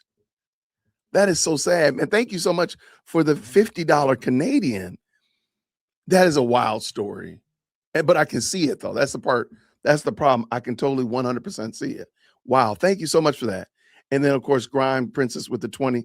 My 15-year-old brother said if we could plug an Ethernet cable to Candace's mouth, we would harness enough electricity for the entire world. See, but what about the multiverse though? Why not think about the multiverse? I appreciate your train wreck again. You never read my super chat. I did read it. I read it. I was going to wait for a time during a commercial break, but now I'm just reading them. Please check out the book I mentioned and using her plot points. I agree. Thank you very much. I'm looking forward to checking it out. She's reading off a teleprompter. If you look at her eyes, she's reading. Yeah, and most content creators, that's not really the most egregious thing that content creators do. I don't have a teleprompter. I do have a side monitor right next to my camera, but most people do. And I think that's probably cool, especially if you're trying to keep that professional gaze at your eye. I mean, at your camera. So I can totally get it. All this woman has broken is a whole lot of wind. Right. Like there's nothing new that she's sharing. Candace sounds, thank you so much, Mike. And thank you so much, Alex, over here. She says this. Candace sounds like Nancy Drew if she retired from football with a bad case of CTE, high on meth, investigating who shot the sheriff and his deputy. Wow. That's a lot of comedy there. And you're right on the money. Thank you so much for the 1790. What do you have here, Maggie, with the 5? It says this, maybe TPUSA and affiliates should get more security. Candace Owens is a psycho at this point, right? There's no reason to believe that this woman is mentally stable. There's no reason. Shout out to Assurance Path with the $20 New Zealand. I feel I'm losing brain cells the more she talks. And that is a very true statement. That's a very true and just observation. What do you say here, Ruben, with the 10? Google, Bradley Hansel visits JTF SB leaders. Look at the pictures and the date and the location of the official visit. Oh, man. Okay, I'm going to save that to after the show. After we get done. I know about guns enough to bullets do weird things. Phantom, thank you for the 2. Like, is there a script for bullets? Like, are they supposed to follow a script? Mitch is Candy Loon, whose puppet master is Son of Zodiac. Yo, thank you so much, Mike. I think she's really trying to take the heat off of the fact that Mitch has been getting skewered on the internet. Where did that come from? A hat fell in my office. He's been getting skewered on the internet. And I think she's trying to play that off. Let's see what happens. Let's see how she finishes this up. Let's go. It just doesn't. Okay, Charlie was in pretty good shape, except for where he had the wound on his neck that we all saw, the graphic video that we all saw that was circulated online. Now, I'm going to add here that another person who I do not trust at all, for many reasons, because one of them being he's a sexual deviant. He's also been indicted for crimes by the state of Arizona, federal crimes, for which he was recently pardoned by President Donald Trump. I think it's fair to assume that a person who commits crimes in the past might commit crimes in the future, or I guess allegedly committed crimes. I think those court cases are still moving through. I think that's a perfectly logical assumption that a person who's involved in doing the wrong thing might keep it up. A person that seems motivated by money, a person who Wait. So she's going to pretend like that doesn't sound like Mitch?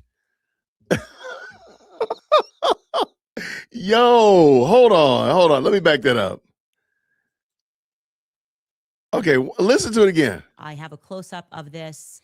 Oh, that's evil. his That's chain. evil. Indicted for crimes by the state of Arizona, federal crimes for which he was recently pardoned by President Donald Trump. Like I think Mitch? it's fair to assume that a person who commits crimes in the past might commit crimes in the future, or I guess allegedly committed crimes. I think those court cases are still moving through. I think that's a perfectly logical assumption that a person who's involved Like Mitch? in doing the wrong thing might keep it up.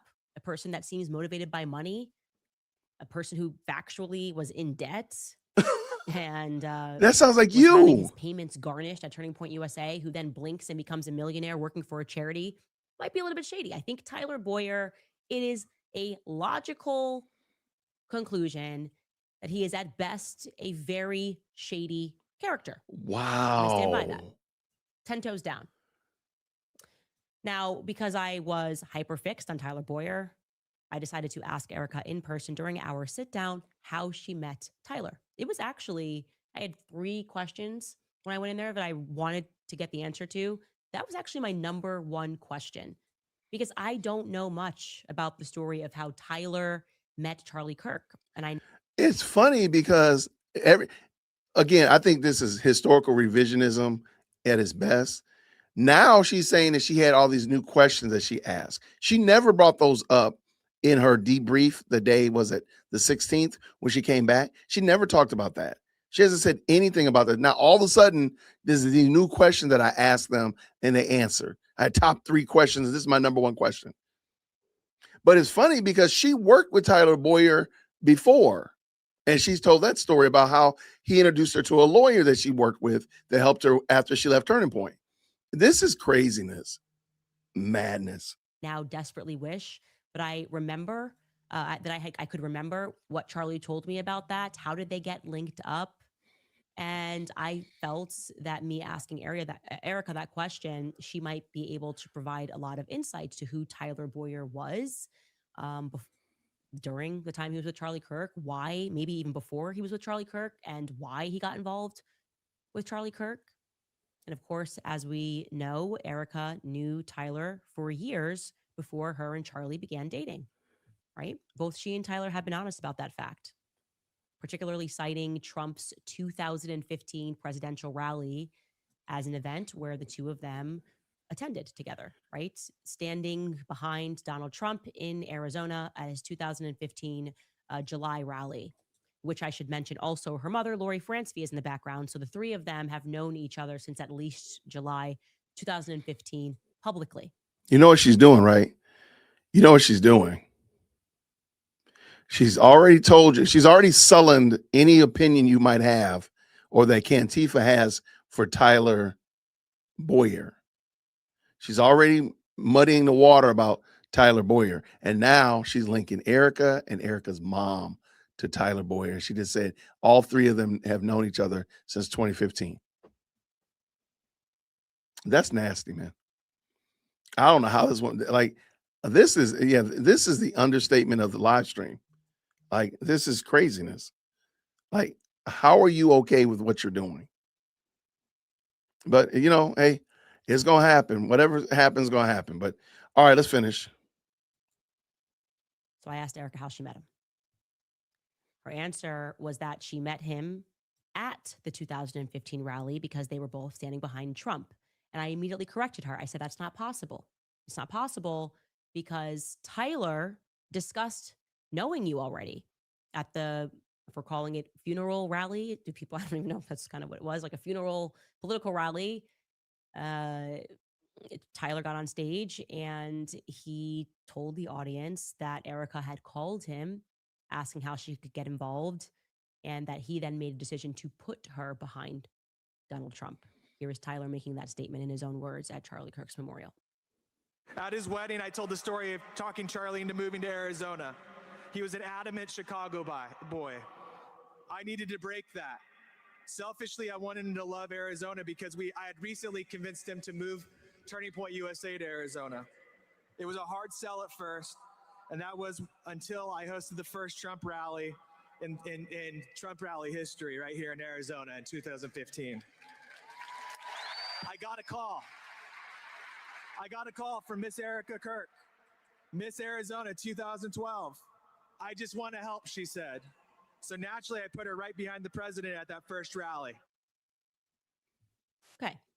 So she called, she said, I wanted to help, and he put her behind the president. Okay, so what? I'm not trying to be funny. And again, because my mind doesn't think like this, I don't know how to process this. If somebody says, okay, what are you trying to accomplish? Is going to be my only question. That's a great screenshot, by the way. I'm gonna make a video montage of all these screenshots that I keep making. But what is the purpose? What are you trying to accomplish? What is the end goal? Okay, fine. Tyler Boyer, she met him sooner than or before she thought she did. I have a theory about friends. And I'm not saying that this is Erica and Tyler, but I'm just sharing this. I really think that if you have a really good friend, maybe somebody you grew up with in high school. I have two friends of mine that I've known since I was 5 and since I was 6. These are my two oldest friends. And we sat around at my 50th birthday party, and we sat around crying like children because we don't have a clue how we know each other. And I said, you know what? I think that's probably the best. All of my friends, I don't know why and how we met, but it's almost as if I never would. I can't imagine that I haven't known you. And I don't, to me, I don't think that you need to know the day and the time and what you were wearing in order to say, oh, this is when I met this person. Okay, fine. You know them. Like, why does Candace think like this? That's probably the question that needs to be asked. Like, what's wrong with you that you think like this, that you think that there's something going on because she doesn't know exactly when and how she met Tyler Boyer or whoever this is. Like, why do you think like this? What's wrong with your own heart that you can't say, okay, fine, they know each other? Like, what are you trying to do? I'm done. So I'm sitting with her, and she doesn't remember how she met him, but she said that she would look back through old messages because, like me, she never deletes any of her messages. And she thought maybe, specifically, she said that they had a connection in politics via a senator or a congressman. That's what she said. Now, in hindsight, after that meeting, because I have continued to prod the narrative on Terrell and Tyler, I believe that's accurate. I thought, that's interesting. Who were the congressmen? Who were the congressmen that Tyler maybe knew? Well, I should tell you guys that Terrell Farnsworth and Tyler Boyer go back. They go way back. I'm talking generationally back, okay? Terrell Farnsworth's parents went to high school with Tyler Boyer's parents. They're all from Chandler, Arizona.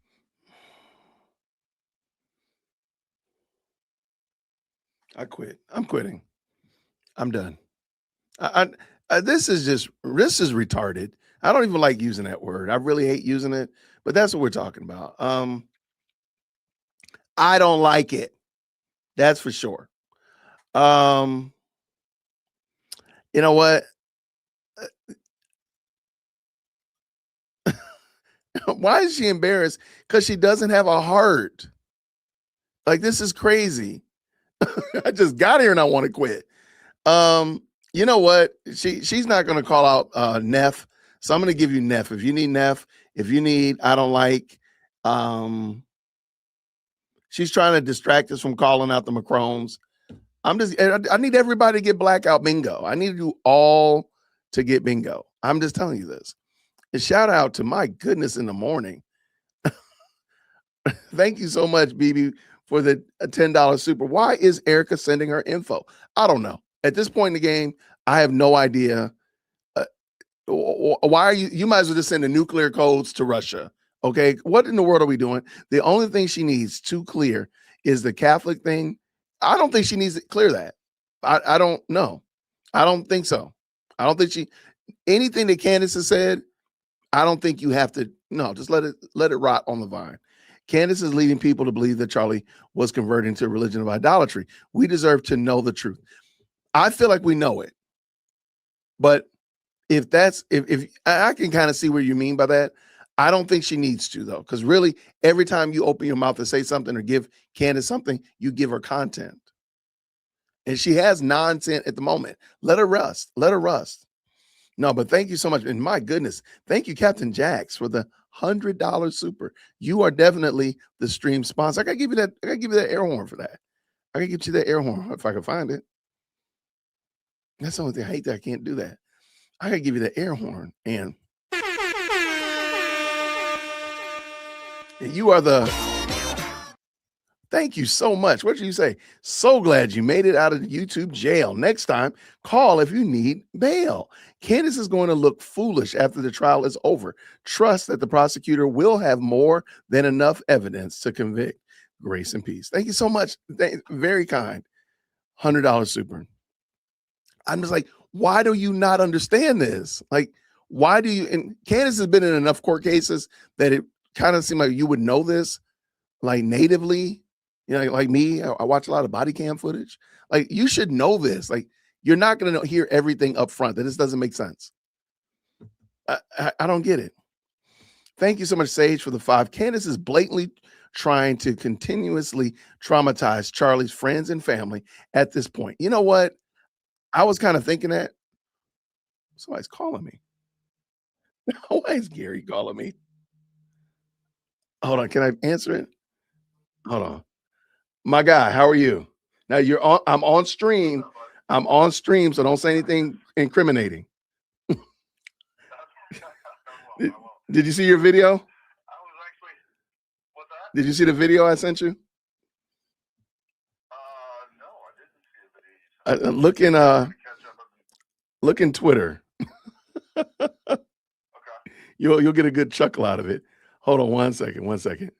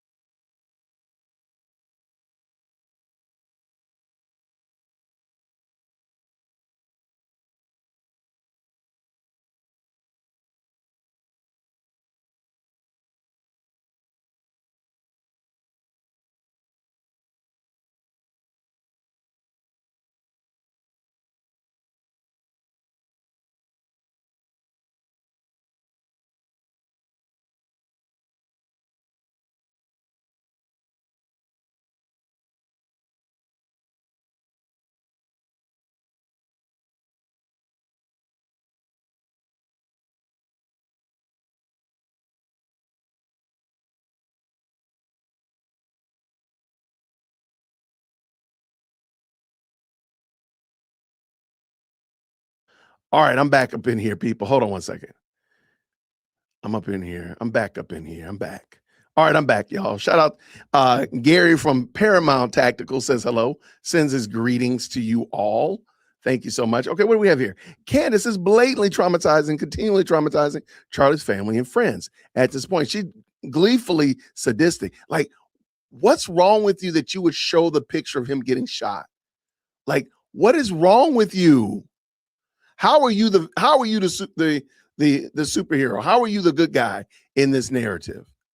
To show like, oh, I got to show the picture of him getting shot to show that there's no blood. What is wrong with you? The cruelty is the intent. I agree. I think she's really, I agree with you. Thank you so much, Sage. Thank you for the $2 here. Misha right here. No question, no comment, just pure love of the game. I appreciate it. Thank you so much, friend. It was Warhol say here, Warhol with a 5. My daughter was deleted by drunk drivers and have never been seen the photos. I had Judge seal them. Amen. And I apologize and sorry for your loss of your daughter. Like, why in the world would Candace want to put that stuff out there? There's something you can't be right. You can't be right. I want to go back to that person that said that the young lady was deleted up in Newfoundland. And the person that deleted her was in the search team. That's crazy. Thank you, Trainwreck, again with the 10. Interesting fact. Her strange father, who used to be a senator in New York, a senator in New York or senator, also lives in Arizona. So according to her logic, she could have actually called a hit. Oh, wow. Okay. Well, there we go. And that's a real thing. Thank you so much for the 10. I guess you're right. Yeah. Shout out to Cindy. She's been a member for 3 months. Today is my birthday. Same day as Usha Vance. Really? Okay. Well, shout out. Everybody drop a thank you and happy birthday, rather, to Cindy. Thank you for being a member. Okay, y'all. I've decided I'm not going to rage quit. Y'all make sure y'all say happy birthday to Cindy. I'm not going to rage quit. We're going to pull this back in. But y'all, this woman is evil. I'm sorry. There's no other way around it. I'm not saying it out of hyperbole. I'm not saying it just to be bombastic.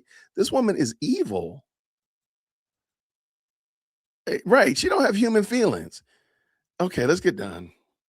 Pray for your boy. Arizona. And then Tyler Boyer and Terrell Farnsworth went to high school together. They graduated, it looks like 2 years apart from Gilbert High School. So these two are thicker than thieves.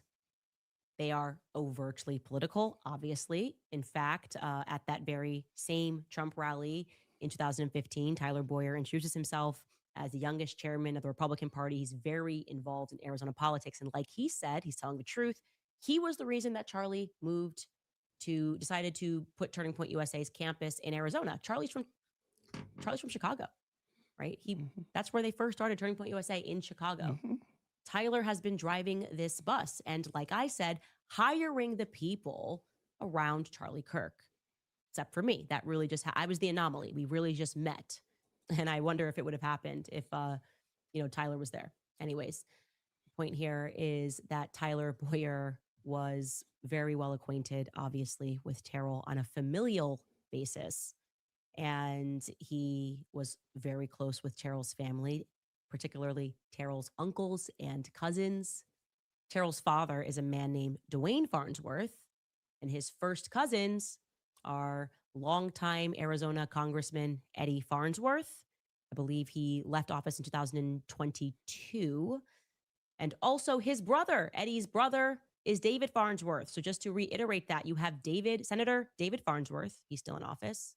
What does this guy do with anything? Eddie Farnsworth, who was the chairman of the state House Judiciary. What does this got to do with anything? Those two men are brothers and first cousins with Dwayne Farnsworth, who is Terrell's father.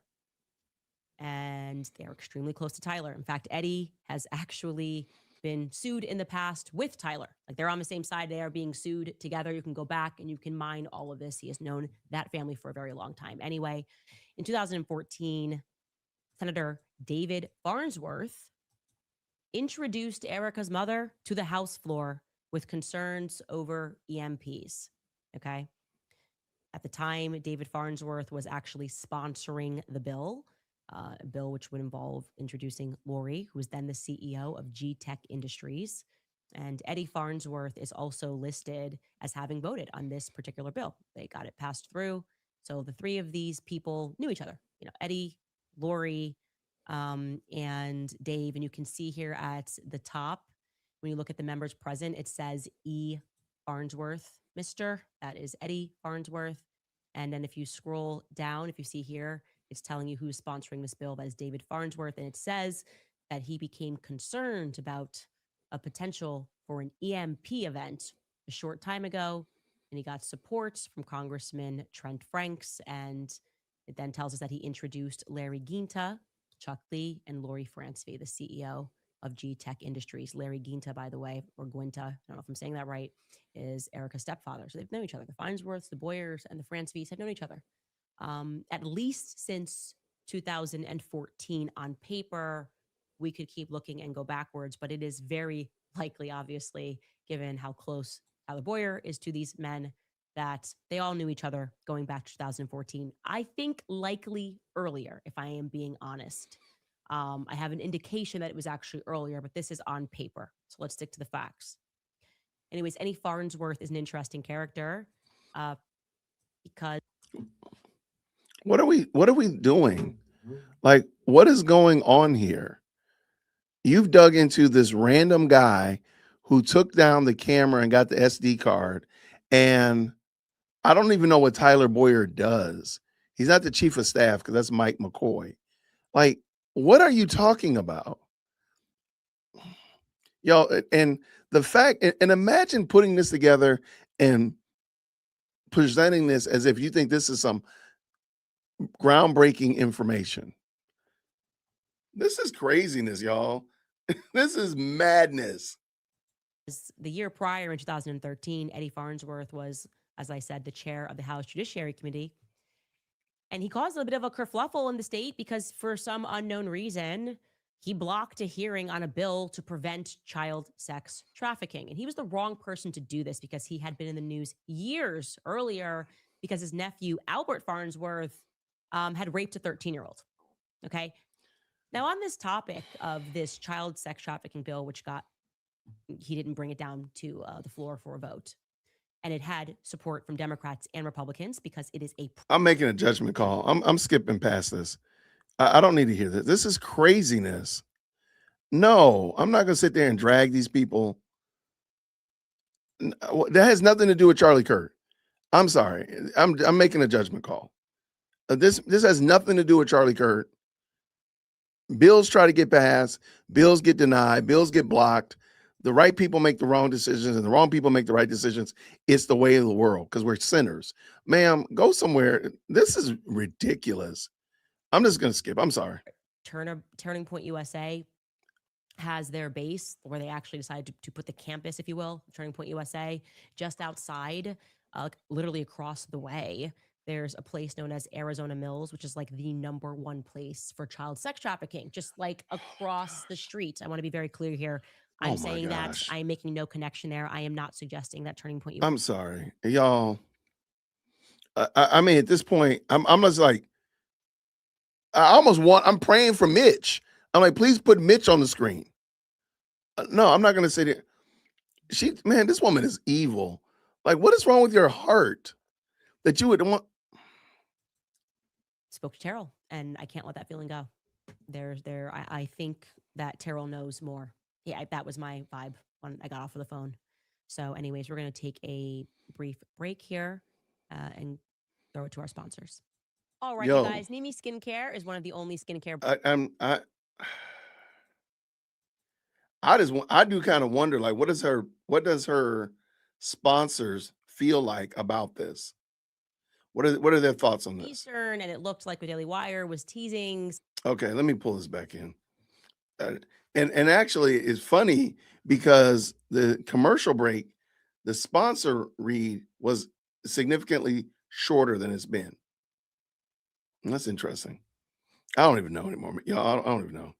This is insane. Something on my channels, which they brought back, and then they released stuff on my old Instagram channels. And I guess it was supposed to be like a clever way of I don't know. I actually don't know at all what they were thinking, but it got them some attention. And then we were able to very quickly determine, because the tips box is just absolutely savage, that what's been in the works is that Daily Wire how do you know that casting though? people for a show that's designed specifically to make fun of me and also Tucker Carlson. Okay. How do you know that? I would say. How do you know that? Like, okay, fine. You got a tip. We've already determined your tips line is your biggest opposition. But how did you verify that? So you're just putting this out there. You've not verified this at all. Let's just tell the truth. Daily Wire has been in a casting rut, trying to find the new Brett Cooper, probably for well over a year now. Not easy to find raw talent like that. And I think really at long last, they found someone that they think might work except rather than being bubbly and kind, the idea is she's going to be a bit manic, over the top, and of course, a little bit bitchy and mean, right? Really? Because if you're noticing, that's kind of the new Zionist bent. Sort of this, and we've shown you clips in the show, like, you can't sit with us, we're cool, like you're broke if you don't like what we do, and we're hot and you're not, like the Hampton Summit, and they're like talking about how much money they have. Another brilliant PR ploy What are you from a talking about? country that's mass murdering innocent children. Like, you can't sit with us. Wow. Words with them that we just don't want to sit with them. That's kind of the whole point of what we're doing. Anyway, before Maddie, they apparently tried out other people for this role. They had considered a show, putting together a show that would make fun of me and Tucker Carlson. They tossed around 3 other people. They even considered doing a combination show with a person who had played the bailiff on Matt Walsh's Judged, and that didn't wind up. I got a feeling she's making this up.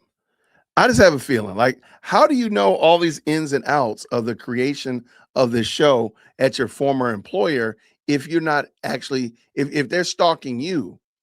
Remember yesterday, they were stalking her. But ma'am, it reads like you're stalking them. Like, why do you even care? By the way, Mitch has not made it into the chat. Why are you not talking about Mitch? Why are you not discussing him, trying to show that what he said is not true? I'm sorry, what's being said about him is not true. Why are you not doing that? Just a question, just asking. Panning out. Now, Maddie was then landed upon, and they decided, because we're really going to stick it to Candace, we're going to have her name the show In the No-No. Haha, get it? Candace says we don't know, but we know. Ben's on stage But saying where that is that? expression is retarded. And now we're just going to bring this show to life and give it sort of a Nickelodeon iCarly vibe, but it's the Daily Wire, but they don't have a kids department anymore, but this kind of feels like Nickelodeon, but it's iCarly meets politics, which is just kind of wrong. And the idea is we're going to take Candace clips out of context to make it seem weird. But and I'm going to show you it. I'm going to show you guys so you could see it. To tee this clip up, so remember yesterday, Daily Wire has been hunting and stalking Candace. Now today, we're watching her digging into the crates. Why don't you just let it go? Like, why do you have to bring it up? Okay. Is going to really dramatize me discussing the history of Utah's state flag. Now, I don't know if I'm getting old. Oh my gosh, the bees are coming back. Old. Lord have mercy. Old age. I'm interested in history. Hold on. The bees are going to come back, y'all. Put some bees in the chat, y'all. Bees are coming back. Oh my gosh. How in the world have we made it this long without bees in the chat? How did flood the chat with bees? This chick is about to bring the bees back. Who let the bees out? We know who let the bees out. This woman is insufferable. She's embarrassing, y'all. I mean, if you're a Cantifa, I know this is your girl, but you gotta be embarrassed. Come on, you gotta have a heart. Anyone who has a heart has got to be embarrassed. What's it? Secondhand embarrassment. You got to be like, what in the world am I seeing? This woman. Just go, Jason. Just go. I'm interested in learning about flags and the history of their beehive flag is what I presented on my show. And Maddie in the no-no is really gonna mock me. So let's take a look at it. Let's go, Maddie. Yeah, that the Utah state flag is a hexagonal beehive. All right, let's try this. Let's really try this, okay? Chronologically. Utah adopts the beehive symbol in 1948. Fast forward 175 years later, people start using bee language as codes. And I communicate with them by dancing. People that use the code, they're clearly communists because communists work together. They follow a hive mind. Yes, queen. Underground, communists. Mormons live in Utah. I watched The Secret Lives of Mormon Wives. I know what's going on here. They've always been known as the beehive state. And to be clear, it's not because they make honey. It's not because they have a high presence of bees. In fact, in terms of making honey or bee-related products, they rank number 24. it's actually the Beehive State. It relates to the Mormon Church, the Church of Latter-day Saints. Early Mormon pioneers founded that state, and they liked the idea of a beehive working toward a common good. Now, if that sounds vaguely familiar or communist to you, the idea of worker bees, yes, that's where it's from. Did the Mormons know that the bees were commies in 1948? Did anybody watch that South Park episode? You know what? None of this matters. Let's get to her conclusion. Okay, yeah. Okay. Never mind. I take that back. Right here. Here it is right here. Yeah, I take it back. I'm sorry. I fully understand now why we're doing this. She is extremely, she is PO'd. Okay, that was funny though. I'm okay. Had tipped the Daily Wire. I didn't think they were gonna do something like that, but okay. That was pretty petty. I'm gonna have to give you that. And look, I myself am petty, but I have to give you something that's pretty petty. Okay. All right. Let's hear what she got to say, because I think she's mad about that. We do need a supporter for sure. Have her on the show. I'll interview her. I'll talk to her. Okay. I think she's gonna be mad because she's trying to play it off like she's not upset about that thing. I think she's pretty perturbed about it because she could have let it go. She didn't even have to bring it up. So you have to be pretty mad about something to give somebody, because we would never have known. For the most part, I don't think anybody, right, there to go. Like, what's her channel? Candace is giving her shine. Like, you got to be pretty mad to like give shine to somebody. You think she loves the attention? Okay. You're giving shine to her, and it's going to increase the amount that she's able to mock you. I don't know, man. That one looks like it's gonna be hard to get by. But let's keep it going. Let's dance.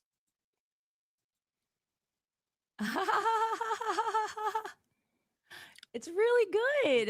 It's really good. It's really sweet. So funny. It's like very original. I would say she's clever as a fox. Plus, teach her why we use that particular simile, but I can tell that facts about animal symbolism and history are obviously not her thing. So I guess the idea is Candace is discussing the state flag, and she's using that as proof that Charlie was murdered or something. And it's interesting. It's a vibe. Anyway, wanted to show you that because the Daily Wire continues to exhibit stalker vibes. This is not normal. I am now telling people that Ben Shapiro is my psycho ex-boyfriend because that's what this feels like. None of this is normal. We don't have to pretend this is normal. Nothing that has happened since I have left that company is normal. Not how I left the company. Not the glorious town hall, slave hanging, teach everybody a lesson. Like, it's psycho ex-boyfriend. It's the ex-boyfriend that breaks up with you, blasts a message to all of your friends, says, come look, here's why I did it. I hate her. And you're like, okay, I guess this is over. That's fine. I'm gonna move on to my life. And then you try to move on in your life. And like, he's sliding into the DMs of everybody saying, you can't deal with, don't speak to her. She's terrible. I'm going to smear her. I'm going to tell you what she is. I hate her. It's like, okay. So I'm just wondering if you make content on social media, one of the things you have to deal with is the fact that you don't have the best live chat on the internet, the most electrifying comment section on the planet. That's just something that people have to deal with. But the other thing that they have to deal with is the fact that there are people who really are out to see you not succeed. We call them trolls, enemies, ops, whatever. There's a lot of those. I mean, it does happen. Why is she giving so much attention to the Daily Wire if she doesn't want this behavior to continue? Why not just ignore them? Why not? I mean, Candace is big enough that she could ignore them and keep on moving and telling stories and all that kind of stuff. And again, maybe talk about Nate or Mitch, whatever. Why do you have to talk about the story about Daily Wire if in fact you're not upset about Daily Wire? I think she's upset about it. I know Bronson said he thinks she loves the attention. I think she likes the attention, but I think she's also perturbed with how dare they push back on me? How dare they mock me? That's what I think is going on. But let's finish up. We're almost done. Okay, fine. That's okay. I'm happy to move on in my life. Means I'm going to sue you. I get everything. The apartment we share, the car you're going to leave, you're going to have nothing. Okay, that's fine. Take it. I'd like to just move on in my life. I'm going to sue you again because I'm upset about something else. Okay, fine. I would really just like to Where are move these on and close. lawsuits? Can somebody help me find these lawsuits? I would love to check them out. Like, yeah, I think what lawsuits? She's saying that she's been sued by Daily Wire or Ben Shapiro or somebody. Can somebody help me out? DearWokeC@gmail.com. If you find them, please email them to me. Who sued you, Candace? Well, what are you talking about? This chapter in my life. Then all of a sudden, he's like jumping onto stages and talking trash about me. He sees I moved on. I'm like, okay, I'm just doing my own show here. You don't know, but you know, like, why do you care? Are you good? Are you good? Can you Are move you on in good? your life? Are you good? Can you just, why are you bringing it up? Why are you punching down?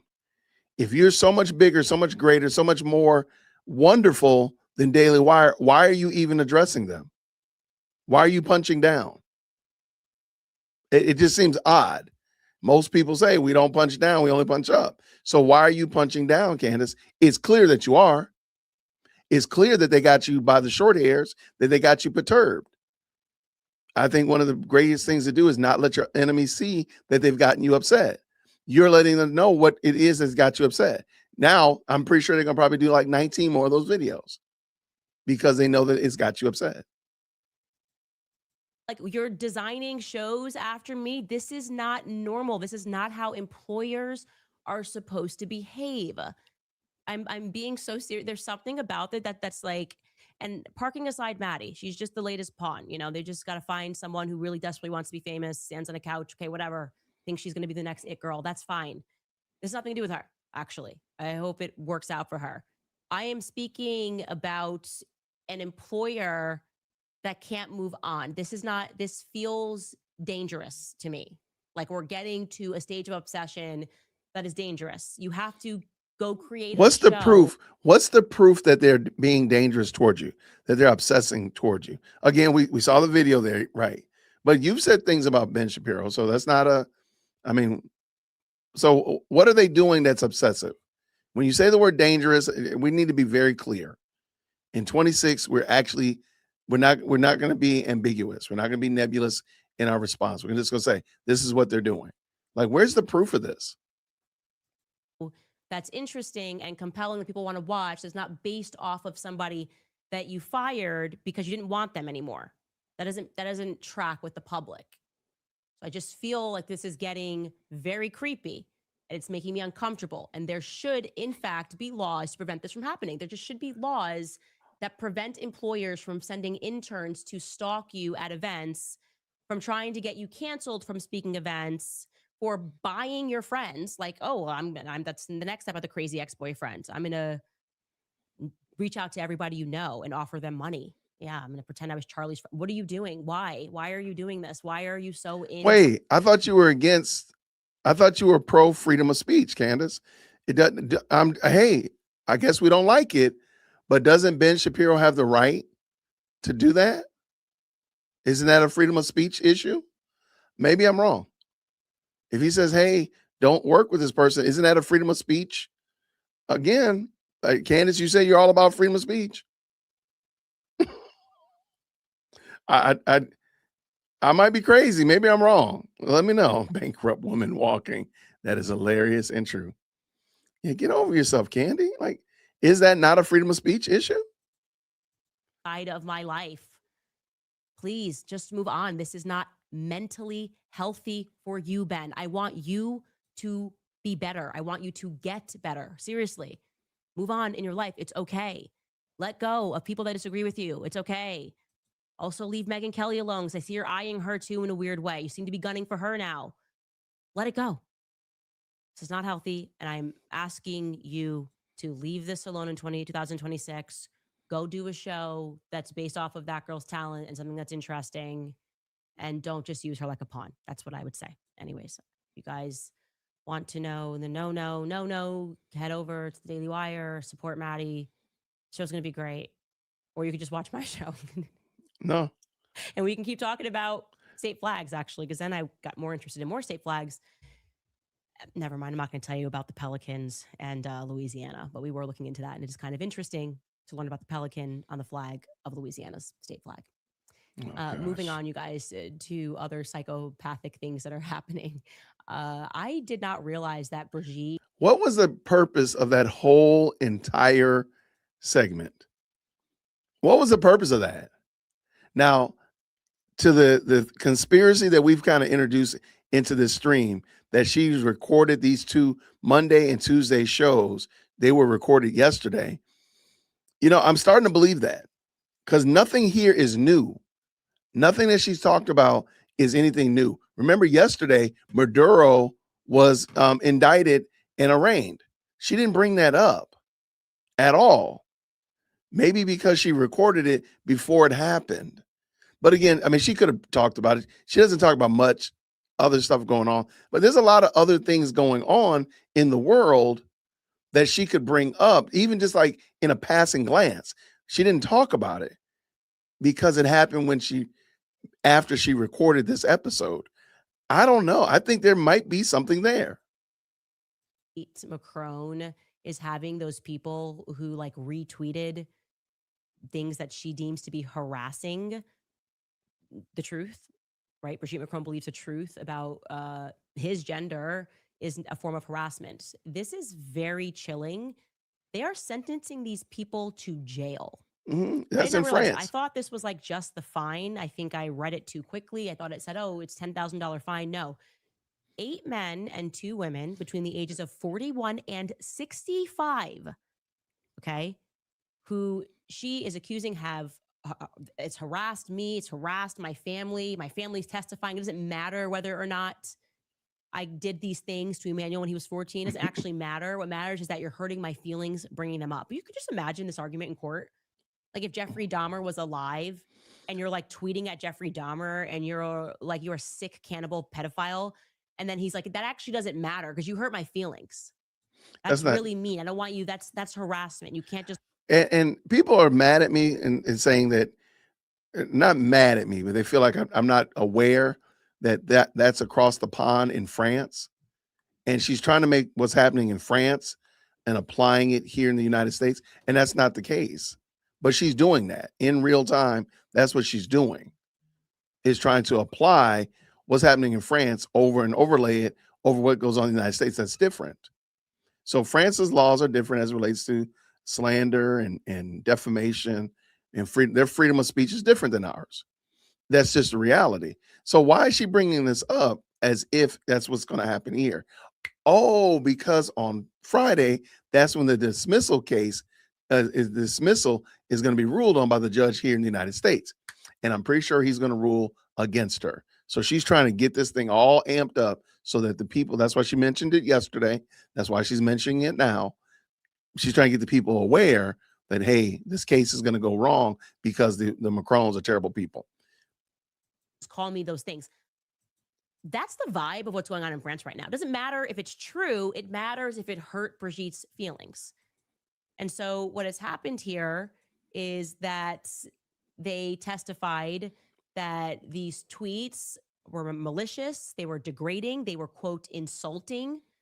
They were intentionally harmful to Brigitte. And of the 10 defendants, 8 were given suspended sentences between 4 to 8 months. And the 9th was sentenced to 6 months in jail because that person just didn't even attend the hearing. That's what's happening right now in France. Okay. 3 of the individuals were described as the instigators, and they were then ordered to have their social media accounts suspended for 6 months. 6 months. Retweets. She feels harassed by the truth. You can harass people with the truth now. And to be clear, all of them were ordered to attend an online course regarding hate speech. Hate speech can also be true speech. If they just feel, if they hate it, that's it. And they have to collectively pay Brigitte Macron what's known as moral damages, around $12,000. moral damages. I am telling you that because you need to fully compute what they want to do here. There you go. Okay. That's the purpose of That's how we've jumped from Paris all the way to the United States. We've jumped all the way across the pond.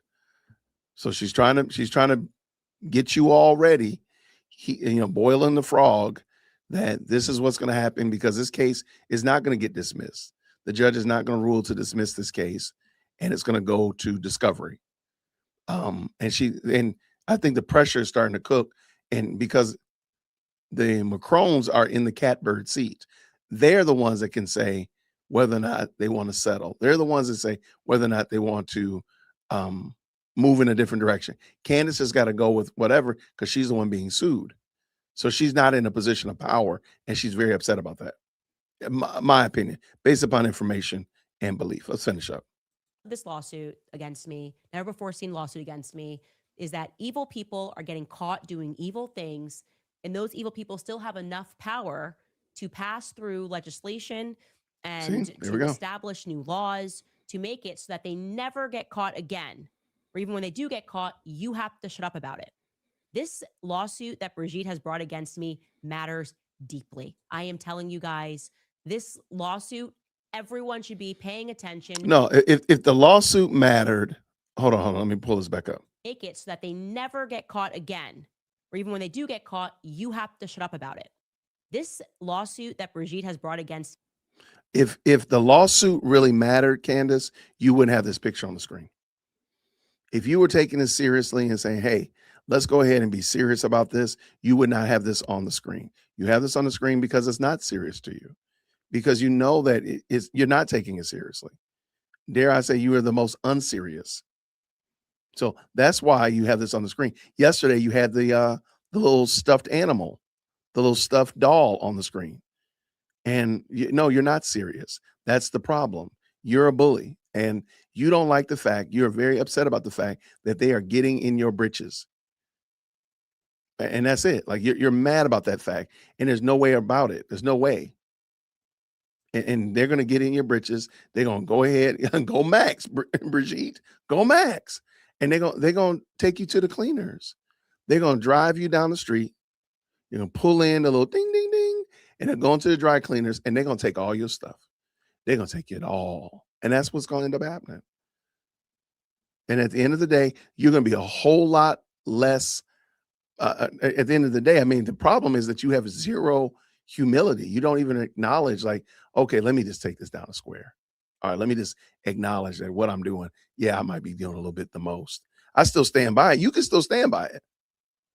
But your positioning about it, you're treating it as if, because you think what you're saying is true, which, by the way, you've not proven that, but because what you say is true, how you say it to people, it doesn't matter. Well, now they're about to make it matter on you.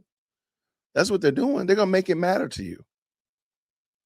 And I wonder, I just want to know, we need to go to the 920 building and check on her lawyers and say, are y'all okay? Are y'all okay? Are y'all all right? Because this is crazy work. Finish this up, Jason. Let's go.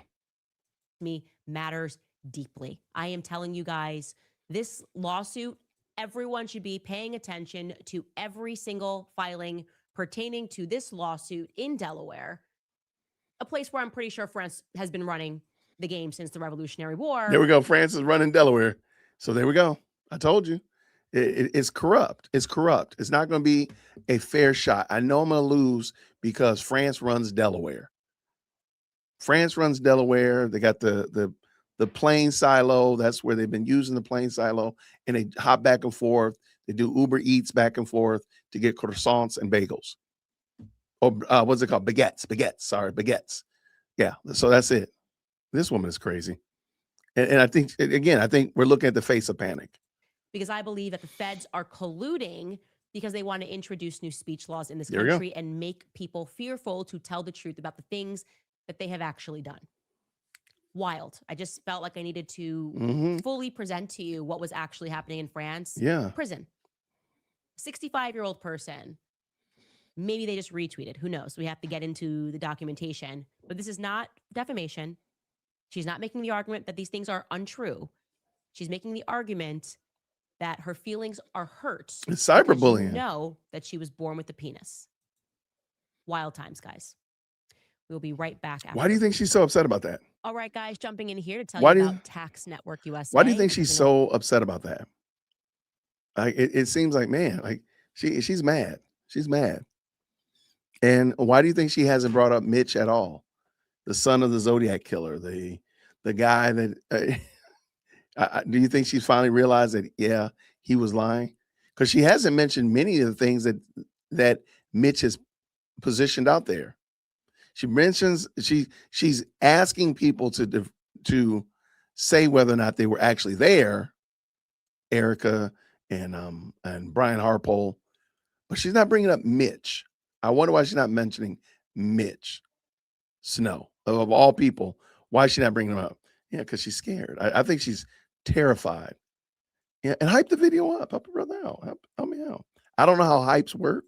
We got a couple things we got to talk about after that, by the way. Hold on. Oh, wait. All right. So she's done. I don't want to read her ad reads. I don't want to do that to the audience. So I'm just waiting for her to get done with her.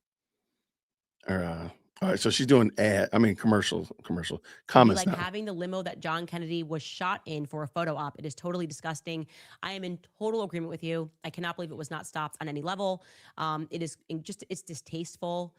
And we have every right to feel the ick. I think that most people feel, most of the human beings feel, not the Sentinel, obviously. That's wrong. There's 1,000 ways Sentinels, we can honor Charlie. the Stop telling us bots. that it has to always be Miss Macabre. Like we have to have the bloody mic, and it's like we don't. Who actually said have that? to have any of that. You can just speak about him and say what he means to you, like I did. I actually just told stories about Charlie Kirk, and yeah.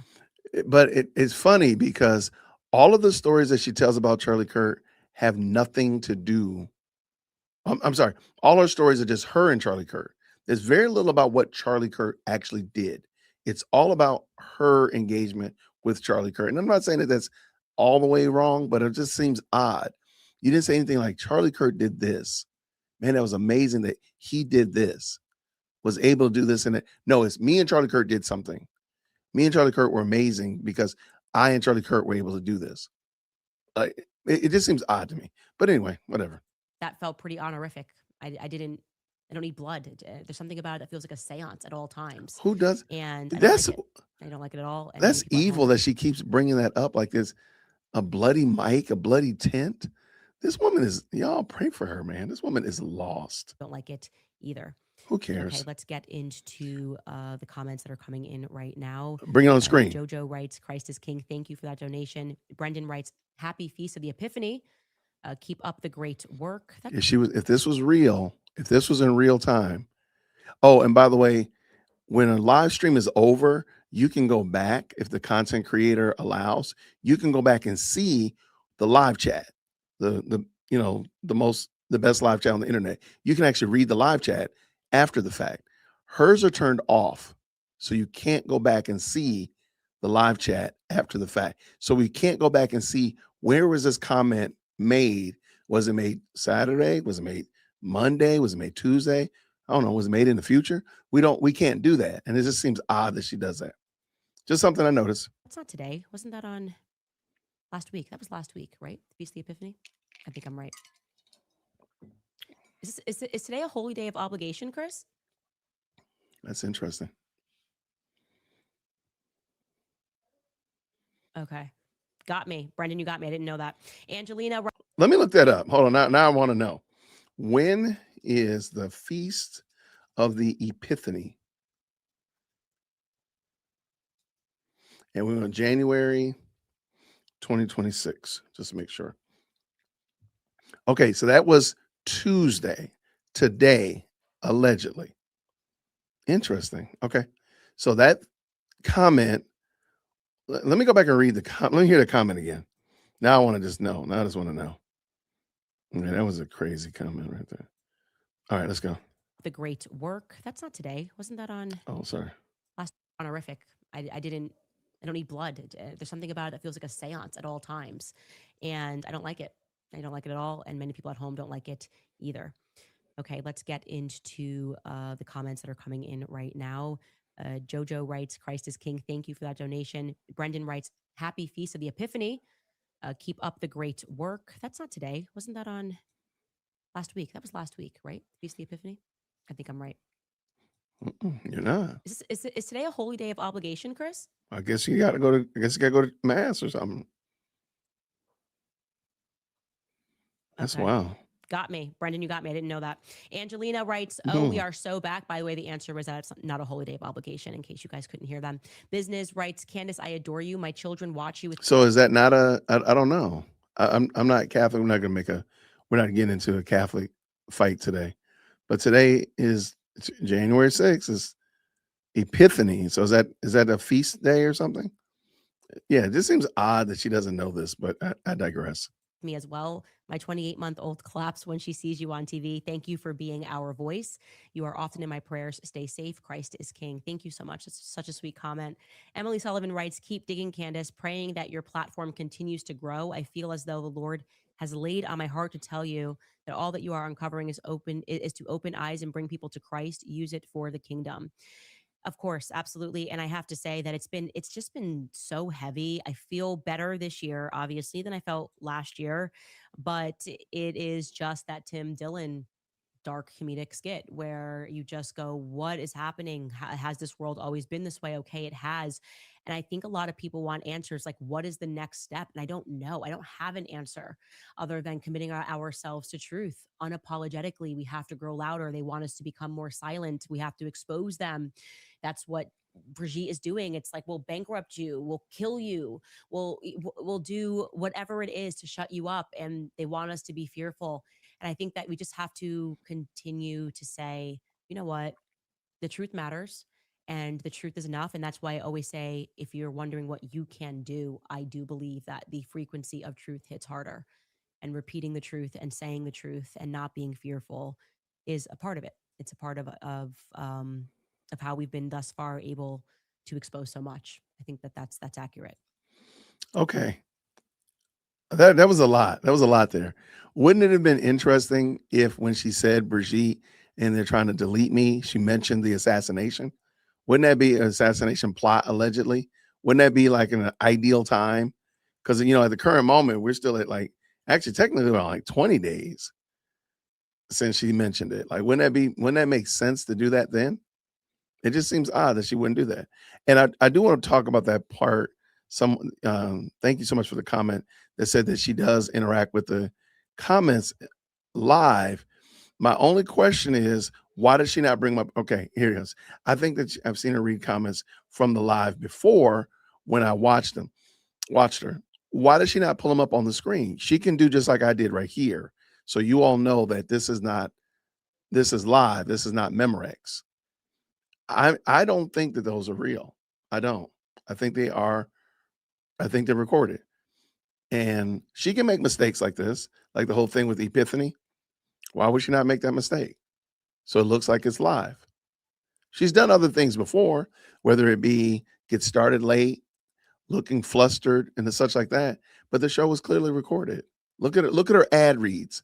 Her ad reads tell you that the show was recorded to some degree, shape, or form. I mean, however, I don't know how else it would be. The ad reads should be the nail in the coffin. But why doesn't she just pull them up on the screen? That would do away with it. I would have to eat my hat if she pulled them up on the screen. And then we could see them, or she could actually leave her live chat on. Leave her live chat on so we can go back and look. So when she says JoJo or Jimmy Jack or this person 43, we can go back and look through the live chat and find it. And like, oh, okay, there it is right there. That makes sense. I don't think it's live. Drew Case writes, you mentioned having Barron on your podcast. When is that going to happen? Both of your thoughts together will break the internet. You both are so close. God bless and stay focused. Mitch? Yeah, I reached out to him and we are going to make that happen. When? I don't know. It will likely be on a Friday. Speaking of which, by the way, Friday, we are going to do, because I was like, why do a book club on Tuesday and then Friday? Let's just do an extra long one on Friday. Since we won't have an episode. So instead, we will be doing our book club on Friday for 2 hours as we finished the book, Sigmund Freud and the Jewish Mystical Tradition. So you can at any time sign up for the book club, CandaceOwens.com. Drew, I hope I answered your question. Did I actually answer your question? Yes, Baron Coleman. So we are in conversation, and hopefully that will happen on a different Friday. Humble Beginnings writes, I know that they have terrorized you, but I wouldn't let Ben Shapiro rent space in your head. Just keep moving forward. We are building, right? It's not about whether or not this isn't about winning or losing. It just needs to stop. Like I can't explain to you. It's getting there's something about it to me that just is starting to feel dangerous. It's like there's an obsession here. There's an obsession with me that is happening. And I would like it to stop. That's it. It's not about whether I've moved on. I've said, okay, okay, you can't hang out with me. Okay, you But aren't you doing the exact same thing with TPUSA? Like, what makes your pursuit against TPUSA okay, but Daily Wire, let's just say they really are doing this. I don't know the evidence of the proof that they are trying to sue you into oblivion or bankruptcy. Why can they not do that? But you can harass people at TPUSA. You literally just expose all these people's grandparents and uncles and cousins, all this stuff like that. Why can't they do the same thing to you? I don't understand. Why is your mission, again, you're just literally bringing people in to the mix for no reason. I don't see the problem. I don't see. Again, I don't think Daily Wire should probably do it, but why can you do it, but they can't? Like, help me understand that. Am I just bugging out? Like, what's up? They're doing exactly to you what you've been doing to everybody else. And I think that you just don't like the way it feels. But ma'am, Erica told you weeks ago to stop. And look where you are. can't go speak here. Okay, you can't, whatever. I'm going to do, okay, cool. Thumbs up. I'm going to have this. Okay, cool. I would just like to move on in my life. I would like you to just leave me alone. There's something about it that feels parasitic. And I'm asking for it to stop. I am. And I hope that is enough. I hope that me saying that wow. Somebody please clip this. Somebody, I'm putting it out there. Somebody please clip her saying that she'll stop if Erica tells her to stop. Erica telling her to stop. Her saying no. And now her weeping and wailing and boo-hooing, y'all stop picking on me. Y'all stop picking on me. I'm gonna back that up. We gotta run that one back a little bit. That was worth running it back. Writes, I know that they have terrorized you, but I wouldn't let Ben Shapiro rent space in your head. Just keep moving forward. We are building, right? It's not about whether or not this isn't about winning or losing. It just needs to stop. Like I can't explain to you. It's getting there's something about it to me that just is starting to feel dangerous. It's like there's an obsession here. There's an obsession with me that is happening. And I would like it to stop. That's it.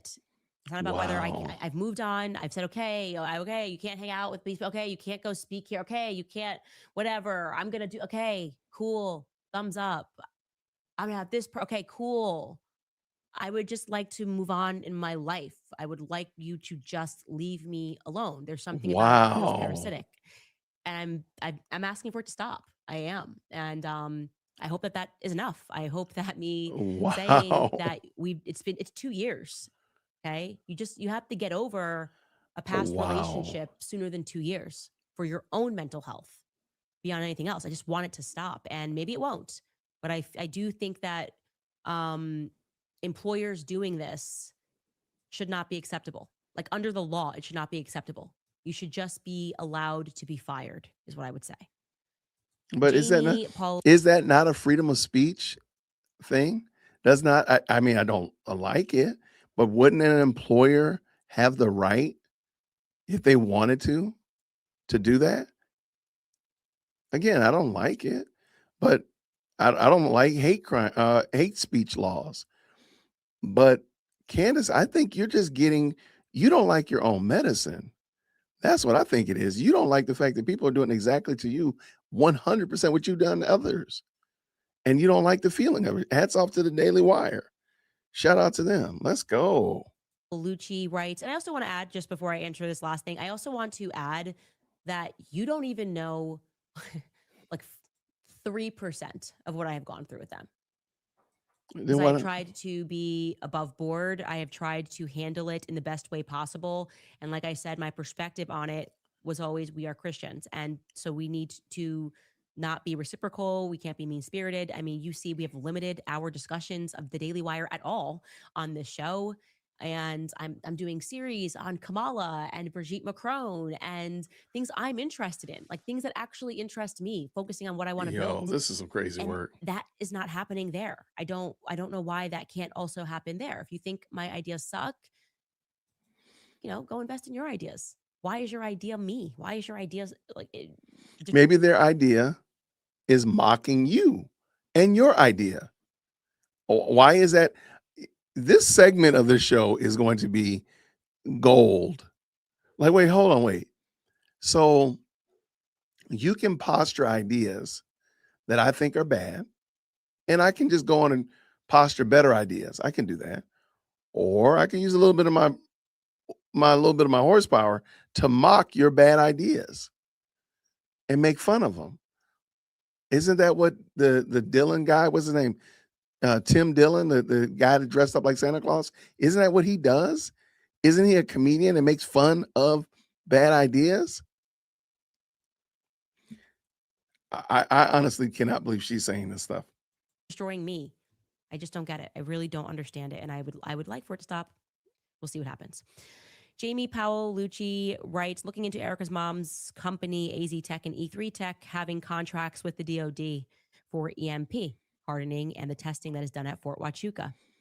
Yeah, I think that's accurate. And by the way, like I said, I don't think Erica ever denied that. She's like on camera saying that she moved to Arizona because her mother got defense contracts. Like her mother was working with the DoD. So she's been very open about that. And what would be interesting to know is if the Farnsworths secured those contracts for her originally when they first moved, like back in the early 2000s. And I'm sure that will come up at some point. Freethinker writes, Maddie in the no-no is a big no-no from me, fam. Seriously, though, what even was that? How embarrassing. I have secondhand embarrassment so bad. God bless and protect you forever, Candace. And the last thing that I just want to say as a mother is get your feet off of the couch, Maddie. Like, I am so sick of people thinking they can just jump up on a couch and put your feet up there. That's what upset me the most about that. Like, do not stand on a couch. No, you're not allowed to do that. My grandma, my granddad would say that's a no-no. So Maddie, that's where we're going to leave you on in the no-no is that standing on furniture is a no. Don't do that. We'll see you guys tomorrow. That is some wild work, y'all. Okay, so what did we learn today, boys and girls? Nothing. We learned nothing. Nada. Zilch. Well, we did learn that I am pretty good at my bingo game. Let me bring my bingo board up in here. All right. Did she say CIA? She didn't say CIA. So I got 1, 2, 3, 4. Okay, that's fair enough. 4 bingos is good. I can take 4 bingos. I'll take that. I can get it. All about the bees, man. All about the bees. Yeah, I mean, like, why is it bad that they're making fun of her? And she's just told them that she doesn't like it, which if you've ever had a younger sibling or an older sibling, once you tell them, stop picking on me, I don't like it, what do? They're going to pick more because now you've told them where the pain is. And they're going to just keep doing it because that's what siblings do. Ben Shapiro, look, they got my permission to just keep on doing it. Why should they stop? Why should they stop? That would be a better question. Tell me why they should stop.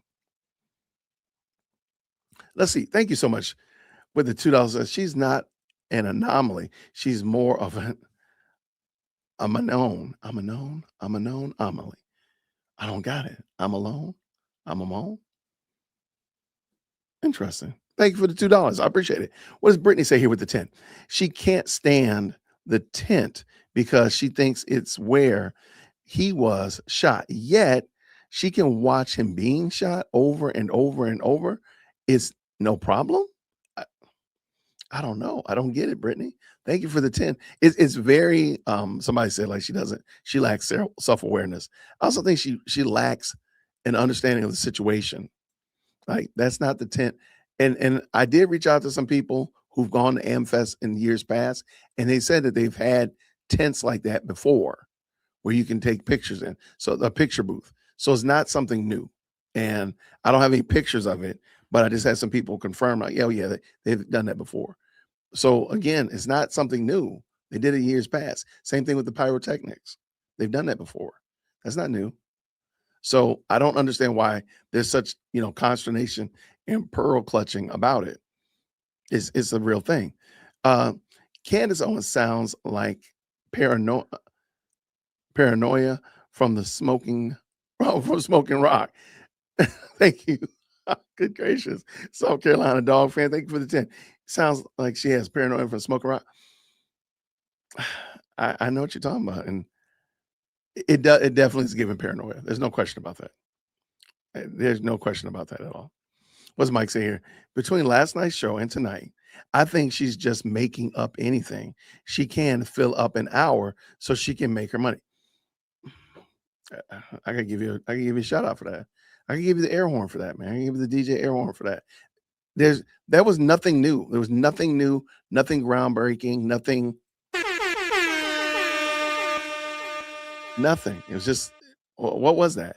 You done drug some people's families into it. So maybe they're going to start calling you, telling you to leave them alone. So then you got more content to talk about.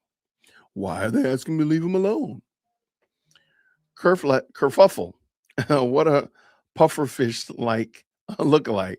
Thank you so much for the $2. You think she looked like a pufferfish? I got you. I can see you. Shout out to Song Sparrow. Thank you so much for becoming a brand new member. Thank you so much. And what do we have here? Mary says this with the $10. Her lawsuit defense. She's falling out of a journalist title so that the Macrons can't hold her liable. She now true crime buff, not to be taken seriously. It's all premeditated on Charlie Kirk's good name. I can see that. I think the problem is I do believe her lawyers have told her this case is not going to get dismissed. We are going to have to go to trial. And that's why the last 2 days she seems angry. And I'm not trying to just like impose that upon her or try to make it because I feel that way. It seems like she's angry. And I'm wondering if it's because she knows that she is going to have to go to court.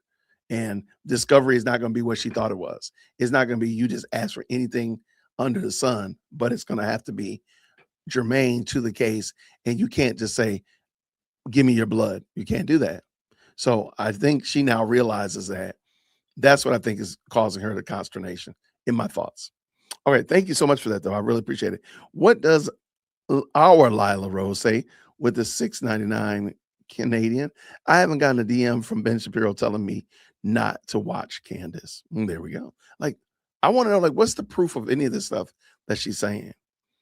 Because she makes it sound like, this is a whole media blitz. Like, okay, how's this working? Show me how this works. Real time. And don't just say because some people came to an event and they did not clap for you. Don't tell me that. But I need some evidence, some proof. Mike would say, we all must pray and need to crowdfund a Matt Walsh mock documentary of Candace crashing out. That would be funny. Has Matt Walsh said anything about her lately? I wouldn't mind hearing that because Matt is hilarious. I do like the way he handles her. Let's keep this going. And Stephen Crowder. I think they both do a great job. Our Lila Rose says this again. Didn't Candace just confirm her speech is hate speech? Wait, didn't Candace just confirm that her speech is hate speech? I think I can kind of see where you're going with that. Yeah, that's not a lap too far. No, I think you're right on the money. Yeah, I guess it is hate speech. Her fault is spreading lies about someone. Thank you so much, Phantom, with the 2. For the life of me, I'm still trying to figure out like how she sat there, in all seriousness and told that story.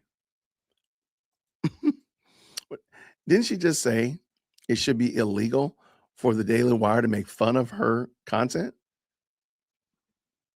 That's what I'm saying. But she's upset that the Macrons are suing people for making fun of them. I don't know what to do. That's a great point. That's what I'm saying. Like, thank you for the very kind 5. Ma'am, this is exactly what you either. So now Candace is like the Macrons. Like, that's funny. Like, the thing you obsess about, you become. So she's becoming like Brigitte.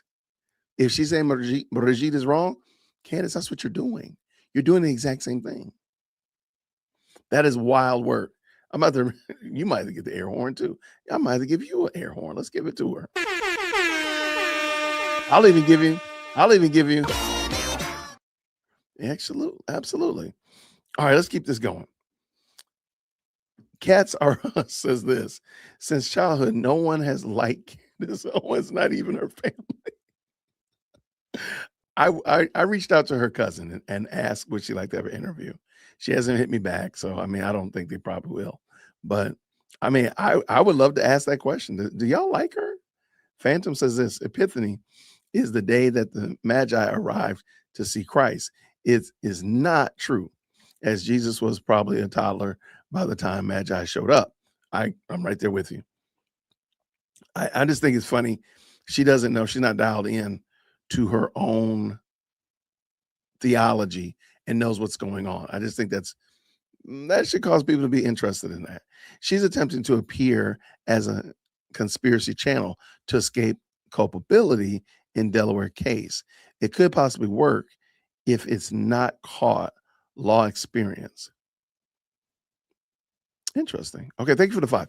Okay, my only question with that is the body of work that, because she has called herself a conspiracy theorist, but she hasn't said that her show is. She says she's an investigative journalist and is such of that nature. She's only recently dropped the term investigative journalist, probably right before the break, if not. And by the way, have y'all realized that she's taken a whole month off since Charlie Kirk passed? She took a week off for that little going fishing, 10 days there. She took off the week of Thanksgiving and 2 weeks for Christmas. She's like on a teacher schedule. You know, shout out to teachers. That's my only question. Meritus channels. I would only ask and push back, or not push back, but just ask, can you just recreate your channel like that and not have your body of work follow you? Because that's what's going to haunt her. Shout out to Patrine. Thank you so much for the 5.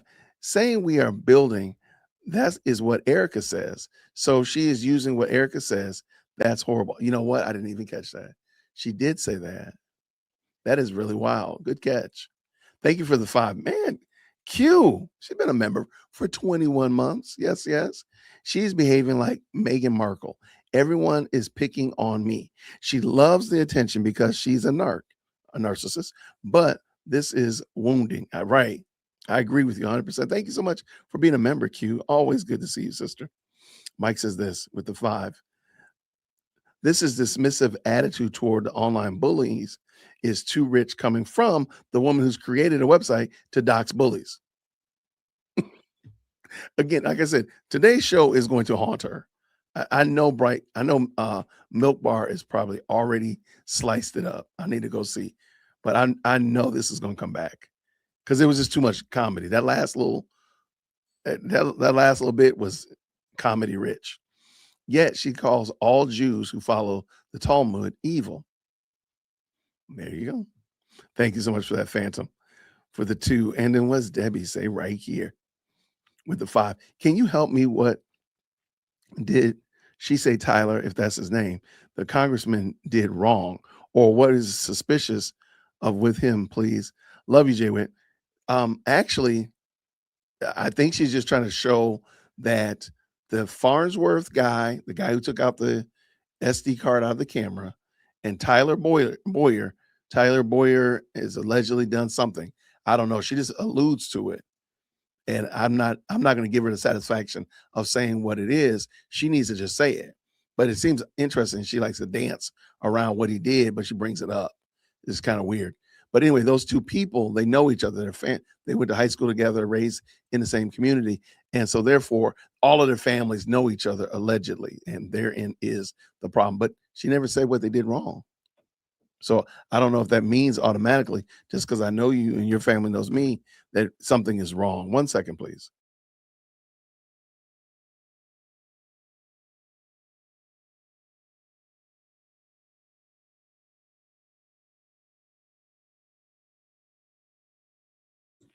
Okay, thank you so much.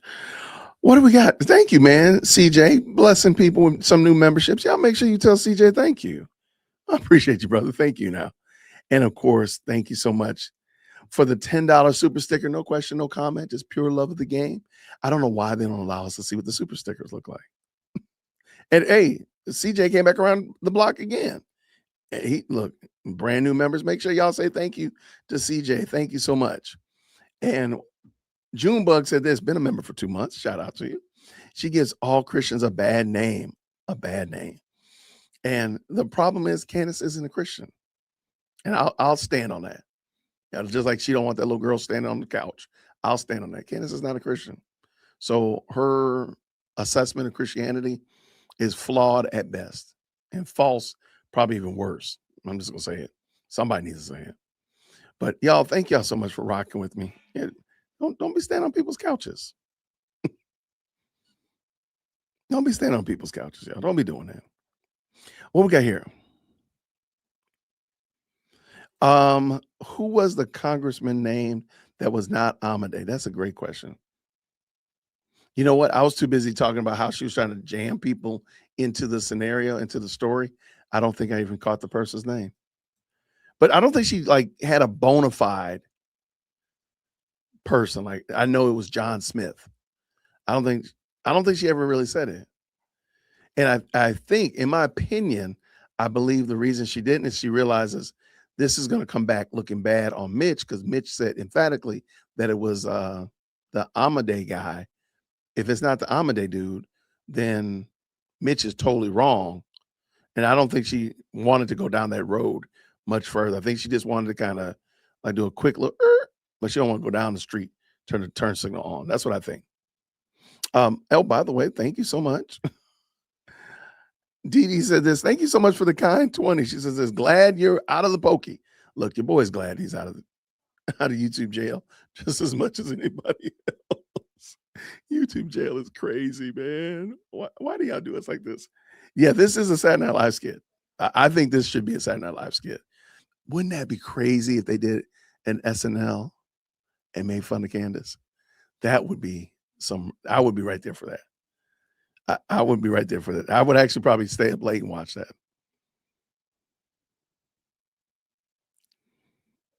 All right. You don't play the candy. You don't like the candy music? You don't like Candy Girl? Oh, come on. Okay. Yeah, I want to know why she doesn't bring up Mitch at all. Like, he was supposed to be the one that makes the government come and repent and say, you got us. We're guilty. And now she don't even talk about him. And I think it's because I think we all know what happened. Let me check something real quick before I give my last little observation. Nope, his Gifts and Go is still up. I would have thought she would have canceled that thing.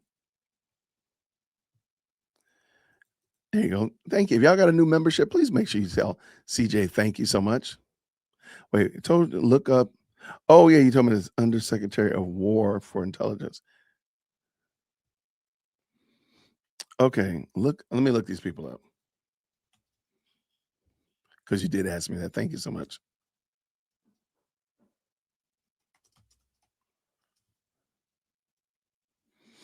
All right, so who is a person?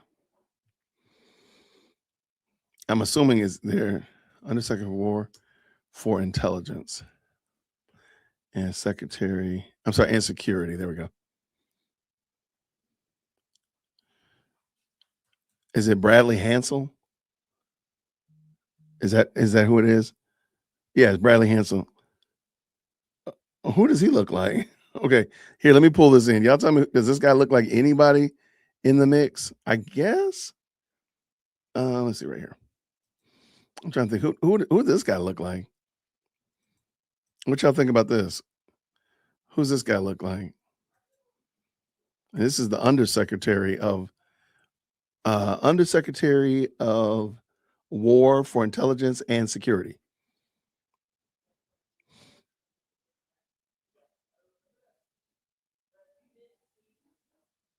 How do you put a green heart? Okay.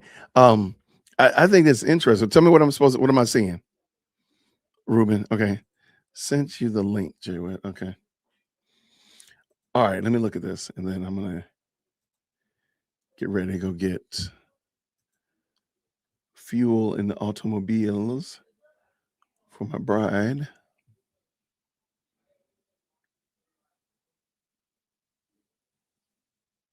Okay. Did you send it to me? You might have sent it to me in did you send it in X? Yeah. No, where'd you send it to me?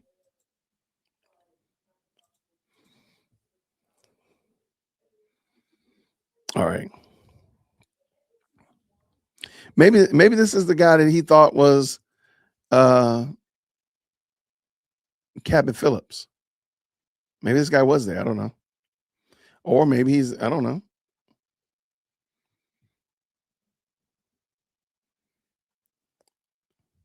Oh, he said email. Okay. Hit Timothy on the email. There you go. Give you all the details. Okay. Let's see.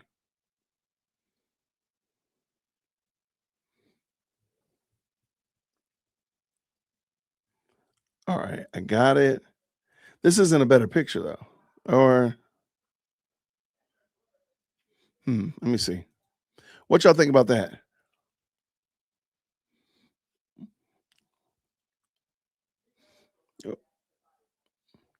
Who does he look like? I don't know who he looks like. I'm gonna be honest with you. I don't. You said this looks like Mitch said yes, it looks like him. Yeah, Mitch said that it was Amity. That's what I'm saying. Like the whole story around. Oh, this is from Fort Huachuca. So who is this gentleman at Fort Huachuca? Or Haktua, as I like to call it. Keep scrolling through the pictures, okay?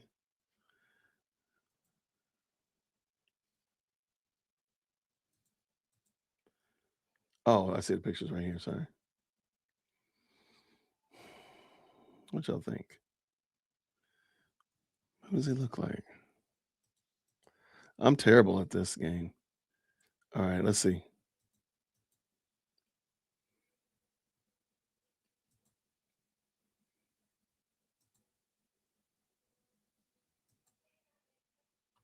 Let's see what this one is. This is like military dudes.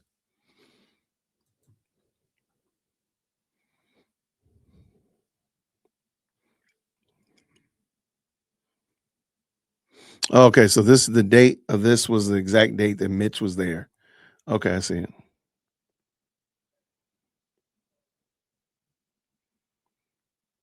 So I wonder what, I mean, that would give you a high yield, what do they call it? A SAM. That would be a very important person. It would make sense that he was having a meeting. If he was having a meeting, I don't know if it'd be a top secret meeting or something like that, but there might be a meeting with some people, some big wigs. I mean, that would make perfect sense.